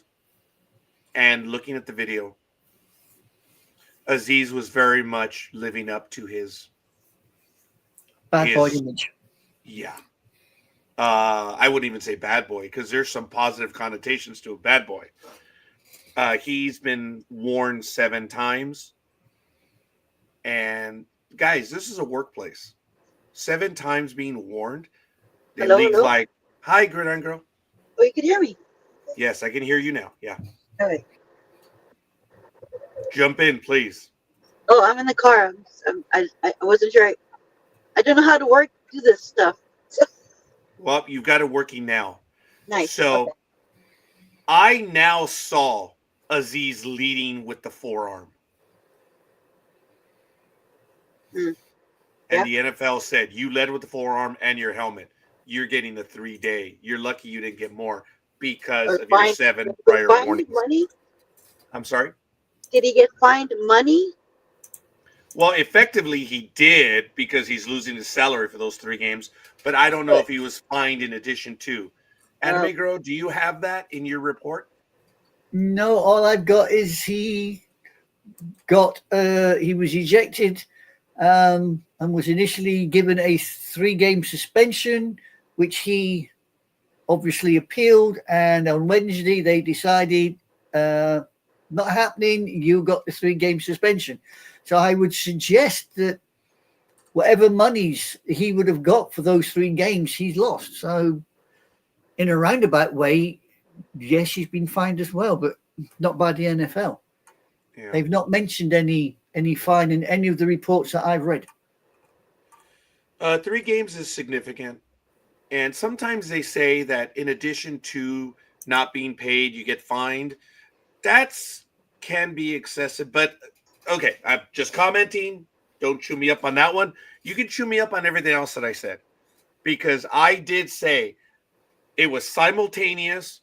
I don't believe Aziz was intentionally trying to hurt him. Completely wrong. I am willing to admit that. And I have to admit it. Not that I'm willing. Come on, duh. He led with his forearm. I never saw him lead with his forearm. And now that I heard the statement, I saw the video. Yeah. And Lukey said, forget the earlier argument sliding feet first. It's the intent. It was an illegal hit, just saying. Yeah, the NFL has said, Aziz, dude, you were wrong. Okay, that's why I'm willing to have that conversation now. We had it last week and we were talking about the hit. And if you guys remember, I didn't say it was an illegal hit. My argument was that it was simultaneous. And for everyone saying, oh, he was sliding and then he hit. No, look at it again. So I went along, well, it was simultaneous. He wasn't trying. He went low. Actually, he didn't go very low. So now we have to look at the player Aziz. The NFL went ahead and said, dude, you're a troublemaker. That's why we're giving you 3 days. And we talked about that last week, that the team was like, hey, that's character assassination. You shouldn't have done that. And the NFL said, no, we've had it with you. We've warned you, and you're still doing it. Take it for what it is. Aziz is now marked, if he wasn't marked before, in the league as a dirty player. Yeah, he's definitely got himself a whole heap of trouble now. Folks, don't get me wrong, but there are former teammates, classmates of Lawrence playing in the rest of the league. Don't be surprised. And I know it's dirty, but like I said, Lawrence knows 17's got his back. And there are others. I wouldn't be surprised if Aziz is targeted now as being a dirty player. So this is a good conversation, folks. This is as good as it gets. And we've heard sides from everyone in the chat room. We've heard everyone that was on live with us. This is good commentary. So, Gridiron Girl and I are on the same page. That's funny. That we would retaliate if we were in that spot. Yeah, never said it was right. Never did. I just told you I have a new hero. And I said that last week. 17 is my new hero. Folks, I have had the privilege of playing high school ball. And it wasn't dirty per se. And I had the privilege of playing semi-pro ball here in LA. It could be dirty out in the field. If something went down, I knew who had my back, man. And I'd like to believe that my players knew I had their back. I have always admired, and we've talked about this over the years, when a pitcher throws a pitch at a batter and the batter rushes. How many times have I shown you the video when the first baseman comes into the picture and the first baseman has one job and one job only? And I knew when I was playing first base, that was my job. If a batter, right or wrong, if a batter rushes my pitcher, I'm going for the batter. And you guys saw the video that I played last year, and I was like, oh, man, I love that guy. Batter was coming in, the pitcher stood up to him, and you see the – oh, God, it's hurting my neck. I'm so sorry doing all this. You see the first baseman come flying in, cold cocks the batter, and I'm like, yeah, baby. Is it dirty? Yes. But you know what? As a pitcher, first baseman's got my back. Right or wrong, and that's what I'm telling you. Hate me all you want. But in that moment, when that thing was going on, that first baseman knew his job, and that was defend the pitcher. That's the guy I admire the most. Hate me. I'm okay with it. There are standards, and it's a team game. You know who's with you. And those are what my statements were. So I apologize, Lucas, I didn't see this. In the past year, so many players' career ended due to bad and illegal hits. That's why I agree with these rules. I'm not. Lukey's, I don't rip people for their bad grammar. Because when you're listening to us talk, I've done it. Look at what I did with the Marsha line earlier. When I'm Marsha, well, what did I do? I Marika. There it is. Marika. I mean, I got it wrong. I don't have bad grammar. So it's called fat finger syndrome. Fat finger syndrome. Yes, that's what I've never ripped anyone for that. Do I misread posts? Yes, and I try to go back, but I never. I don't have time for that. And if someone's going to rip you for bad grammar, if that's their whole argument, then you know how empty their comment is. That's why I don't go after people's grammar, because I know that if I go after someone's grammar, give it 5 seconds, and I will have butchered. Like, how many times do you guys hear me say something? I'm like, oh, I don't know if that was correct, right? Anime girl, I know you have flinched many a time when I'm speaking, and you just bite your lip. Well, yeah, because I know that your grammar is flawless, I have to say. I wouldn't say flawless. No, I wouldn't say flawless. I do occasionally slip, and I do occasionally let rip, and my grammar can be quite coarse. So therefore, I would never become a grammar Nazi. It's not really my thing. If someone attacks me, battle stations, all weapons free, fire! Because I I can be a grammar Nazi. But the problem is, I'm a blind grammar Nazi because I make mistakes too. People believe that my grammar and lexicon are way up here. No, they're not. I just use more big words. Folks, I've told you, I err often when it comes to grammar, but because I use bigger words and it sounds better, I get away with it. Uh-huh. Oh, I gridiron girl. I get away Right. with it. But I appreciate that comment, Lukey's. And folks, our feelings get hot on this. And it's good. But you know what? We talked it through this morning. That's why I consider myself fortunate to be on this program. Because we can talk it through. And we get angry and we will. Lethal Migraine says there are too many rules in sport, but the ones to protect the players aren't enforced nearly well enough. I agree. I am Anime Girl #1 fan. Actually, both of my sisters are big fans of yours, Anime Girl. I have no idea why. I am privileged right now because on Thursdays I get to visit with my sisters and we have a meal together and we get to watch a football game on Thursday night. I can't always make it. Sometimes I'm just not there. I don't feel it. But I am welcomed by my sisters whenever I want to go. But I've tried to keep to it on Thursday night. Because we can watch a game. I'm not getting emotional. We get to watch a game and we get to argue the game in person. I do not agree with Rose, and she does not agree with me. But you know what? There are no punches thrown, and we don't damn each other to hell. That is awesome. That we can have that open conversation. And we will get mad at each other.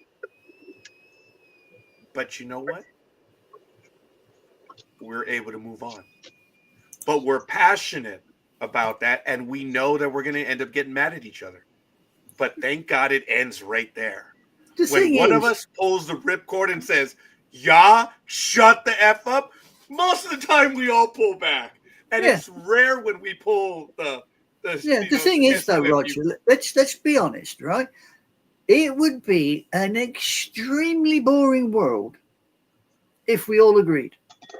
And it would exceedingly be an extremely dire world if you could not at least stand up with your family and have a damn good conversation or a damn good argument. Because that's what families do. And you should be grateful you still got a family to do it with. Yes, and I am, and that's why I'm saying it right now. And it gets nasty. My older sister and I, it will get nasty between the two of us. I mean, I don't want to reveal everything, but I believe I'm honest. But look, I'm telling you guys that we fight, and yet we still get together on Thursdays. And on every other Tuesday, we try to do stuff. And then they're over here giving me a hard time on Saturday. And I'm like, I'm all right with that. This is cool. But my sisters don't give me a hard time on Saturday. They're either confirming or denying my comment. And I am eternally grateful for it. Lewis, you remember, used to come in from time to time and comment as well. Yes. He did. Over the last 4 to 5 years, he would come in. It was hard for him on Saturday morning because he had dialysis. But he was here as well. And Lewis was the Raider fan. And anytime I said something Raiders, it was like, Raiders #1.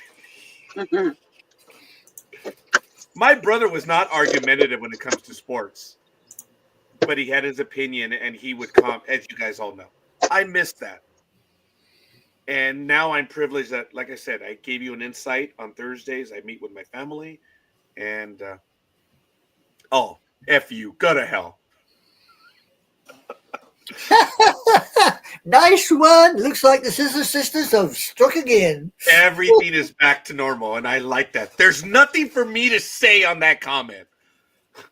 Yeah, well, like she said, she's right all the time. Yeah, well. You're the little brother. Just be grateful. It's a privilege for me. knowing that they're here on Saturdays and that we get together for that stuff too. So it is what it is. So what else do you guys want to go over? And like I said, guys, I live for these conversations. I get hot and I get angry too. But I don't have angry or evil feelings against who I'm having the conversation with. Let me tell you this. This is a stuck-up scorekeeper. If I'm having the conversation, I have deemed you worthy.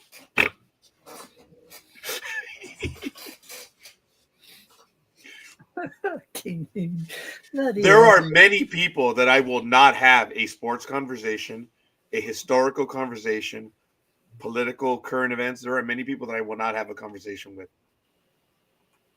So if I'm having this conversation with you, I am willing to have this conversation with you. Girl's like, oh God, I'm having flashbacks.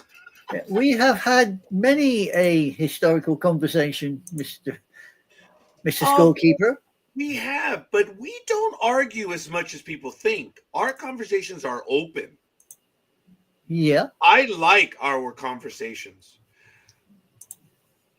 NorCal girl and I will argue, and I'll tell you again, she's wrong on the Civil War. Wrong. Well, that's your opinion. And let's be honest, we are all entitled to our opinion. I'm not saying a damn word because I'm not an American.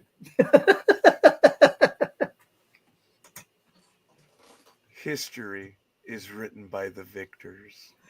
Yeah. So that means the North wrote the history. That's all that matters. Yeah. So if the North is saying you can have statues of Confederate generals, then you're wrong. Folks, General Lee himself said, do not put statues for me. And what do? They put statues in his honor. Look, the South got it wrong, folks. Read the constitutions that they wrote. Read the declarations that they wrote. If you're going to say that they weren't for slavery, you got to go back in time and tell Davis that.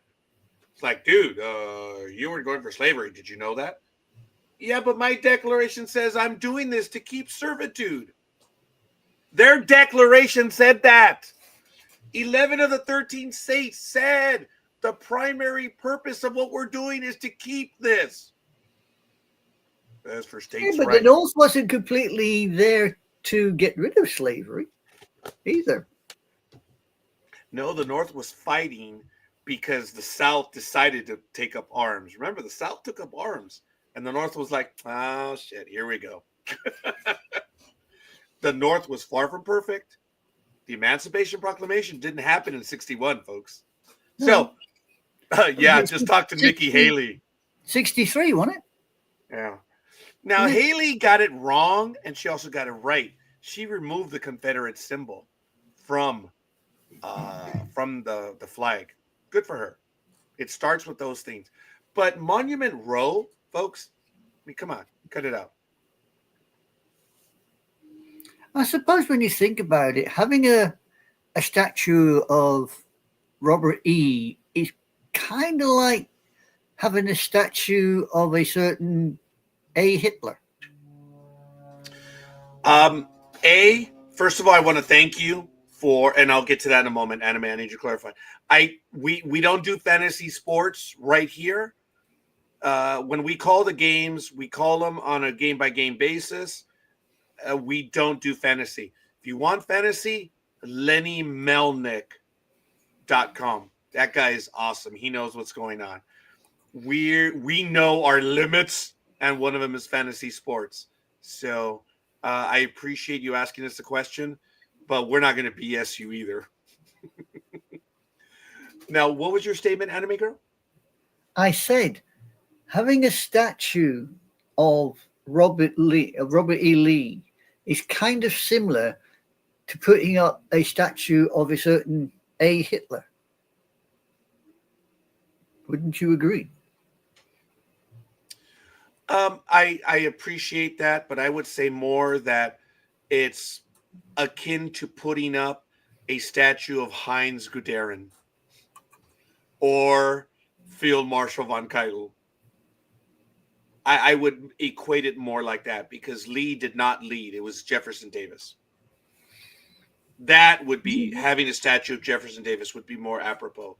Robert Lee was a good general in the sense that he was a general. That's it. He's on the wrong side of history. It's done. Yeah, but then again, he only picked the South because Virginia ceded to the South. Timing and location are everything. And he lost his property. Now Arlington is there. But folks, that is a conversation that we'll have on another day for another time. And we do have it on Monday Night in America and other things. And look, my comment was that that NorCal girl and I do not agree. Like, well, she's wrong. She's more than welcome to defend her honor, but I'm going by the historical precedent. And let me tell you, it does get under NorCal girl's skin, and I get that. We are never going to see eye to eye.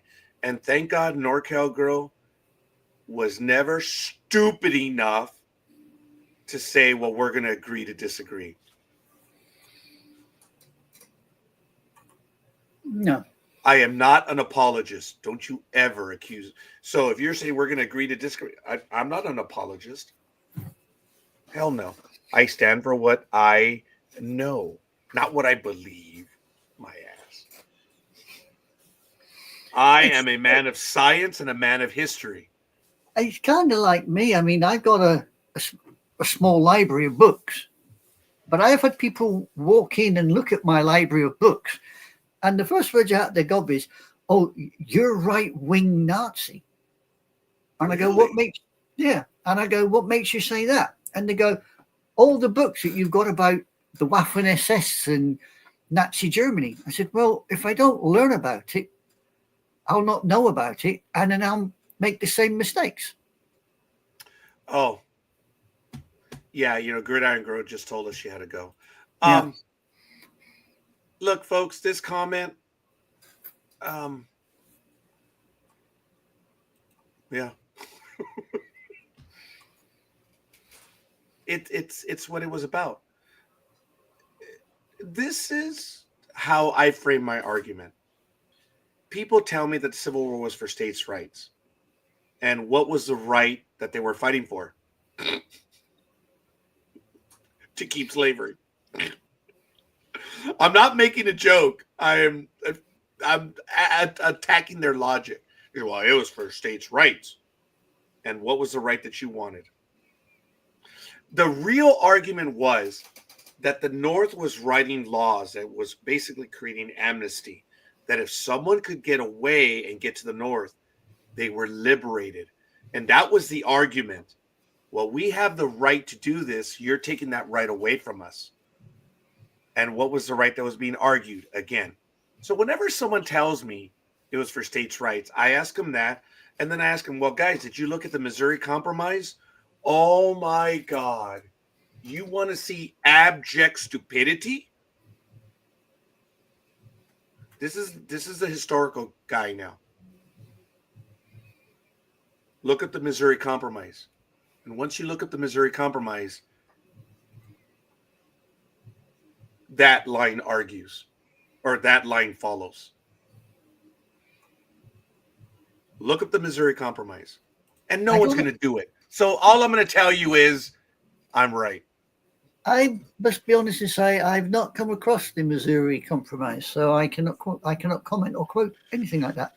Well, like I say, NorCal girl and I do not see eye to eye on this. It's her point of view. I'm not going to disrespect her opinion, but she's categorically wrong. So I've told her, "Oh, you're from the South." I messed with her. I said, "Oh, you have family in the South."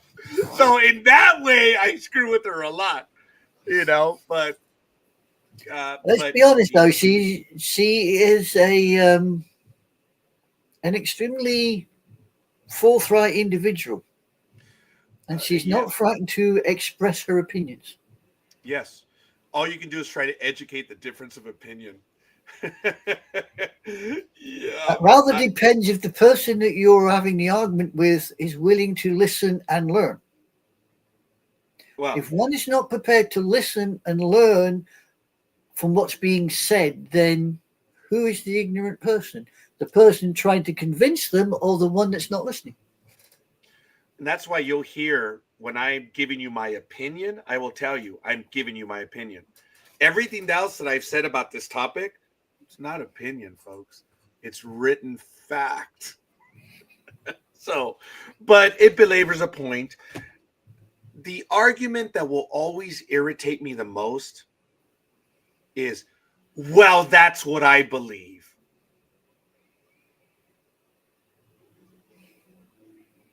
Yeah. That in other words, you have no stance. You're acknowledging that I've made my point and you have no answer to it. And you're, well, that's what I believe. Wow, then live in darkness. And the beatitude does not apply to you. It says the meek will inherit the earth, not the stupid. Yeah. When I read the 8 beatitudes, which was the New Testament version of the 10 Commandments. See, now the stuck-up Raj is here.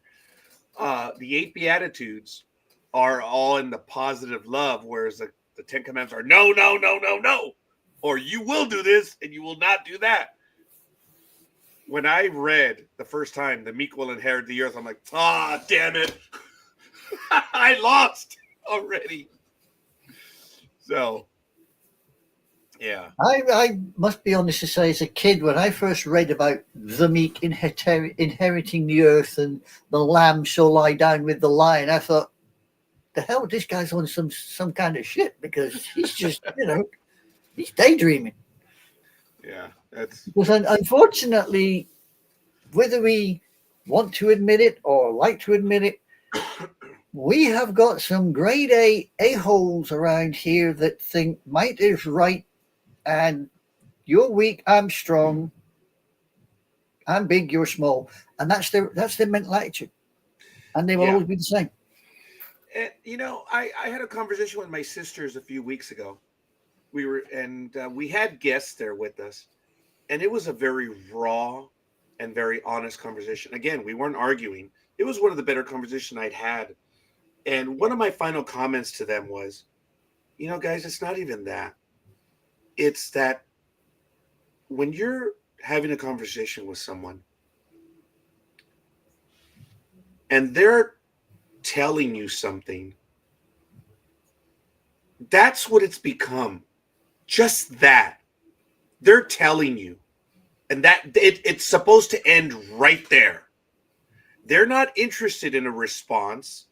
They don't care. They have no intellectual honesty to have a discourse on their response. It's their response. I've had it. I'm right. And that's it. There's no interest in having a conversation. And America has gone down a road that it's sad. We're unable to have a conversation. That is sad. We are behind the world. Well, yeah, but I don't think America's the only place where that's happening. I think that there is a certain how do I put this without causing a whole heap of trouble? There's a political agenda being pursued by a certain group of individuals that are glorifying criminals, rewriting history because it doesn't suit their way of thinking, and they're trying to prettify a world that does not exist and never did. Yeah. History cannot be made beautiful. It cannot be made nice. History is raw. History is in your face. And there's only one way of looking at history, and that is head on. If you want to take a sideways look at history, then you're the one that needs looking at, because you only learn from looking at history face on. You cannot look at places like Auschwitz, Dachau, Bergen-Belsen, Mauthausen. You can't look at those places side on and say, well, you know, maybe there was one or two good things that came out. No. There was nothing good come out of any of those locations. You cannot look at a slaveholder and say, well, the guy looked after his slaves, you know, he didn't beat 7 barrels of crap out of them. He, you know, he gave them nice house. No, sorry. He held another human being in servitude. Don't pretty it up. Don't make it all nice with flowers and garlands, because it ain't. And it never bloody will be. And only a fool would think otherwise. Or would you disagree with that, scorekeeper? I am willing to You don't acquiesce. you dare say you agree to disagree. Or come over there and slap the back of your head. And I would earn that. I've earned it. No, I will acquiesce to that in every respectable manner. Now, acquiesce means, all right, I'm giving up. I'm willing. No. I'm saying I am acquiescing to your comment because there's nothing for me to add to it. That's why I use acquiesce in that manner, where I'm saying, you know what? Your argument is there. I am willing to bend the knee to it, basically. Yeah. That's not the exact acquiesce, but it's close. It means I'm not willing to argue your comment. And it's not that it has any merit or whatever. No, I'm telling you, I'm acquiescing to it. There's nothing I'm going to add to it. I think by even trying to explain this even further, I'm probably going against that. There was eloquence in your statements. So, and you and I will not agree on stuff. Oh, but hell no. we don't hate each other for it.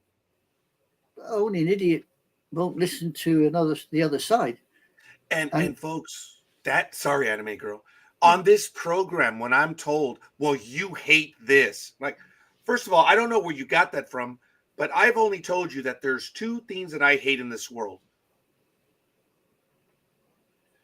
Those certain people that deliberately shave their heads and they're part of a hate group.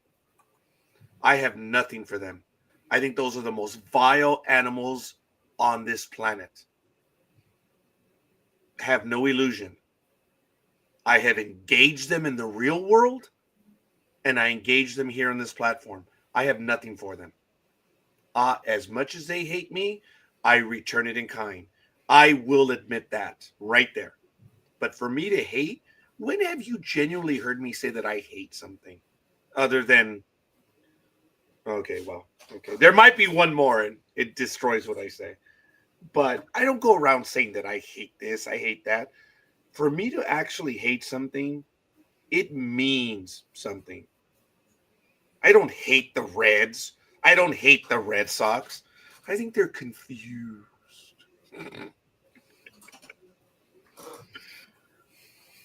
So just keep that in mind, folks. And I appreciate that we can have these conversations here. So, but I am over. I do have to. I'm very tired. I'm not feeling very well. And I've got to run out and run an errand right now because I think we're out of the church. So I have to wash some clothes today. So, Anime Girl, do you have anything else other than Randy Moss has announced that he has cancer?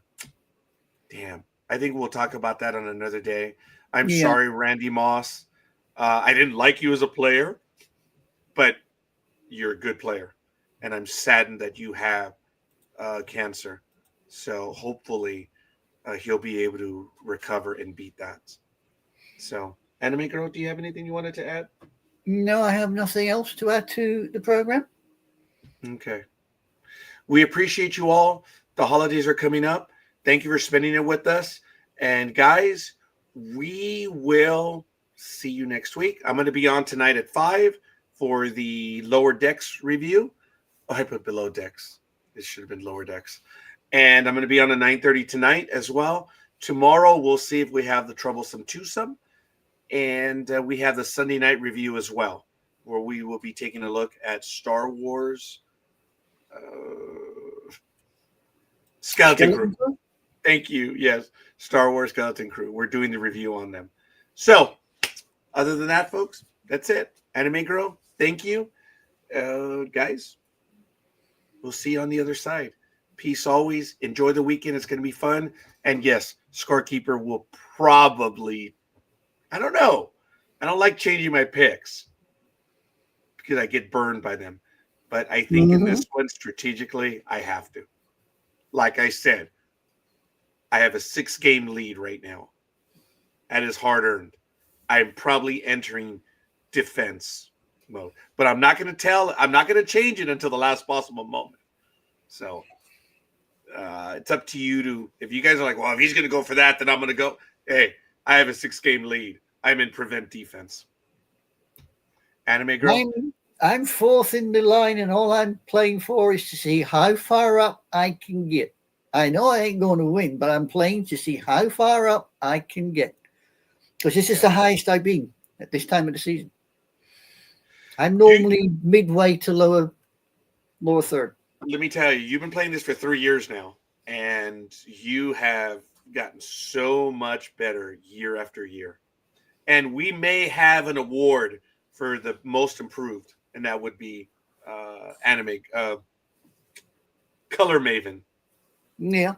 Yeah, she is skyrocketed up the stands. But for everyone else, guys, we thank you. We're out of here. We'll see you soon. Yeah, this is Sports Talk with the Guys, home of the Monday morning quarterbacks on Saturday. We'll see you guys on the other side. Peace. Adios, people.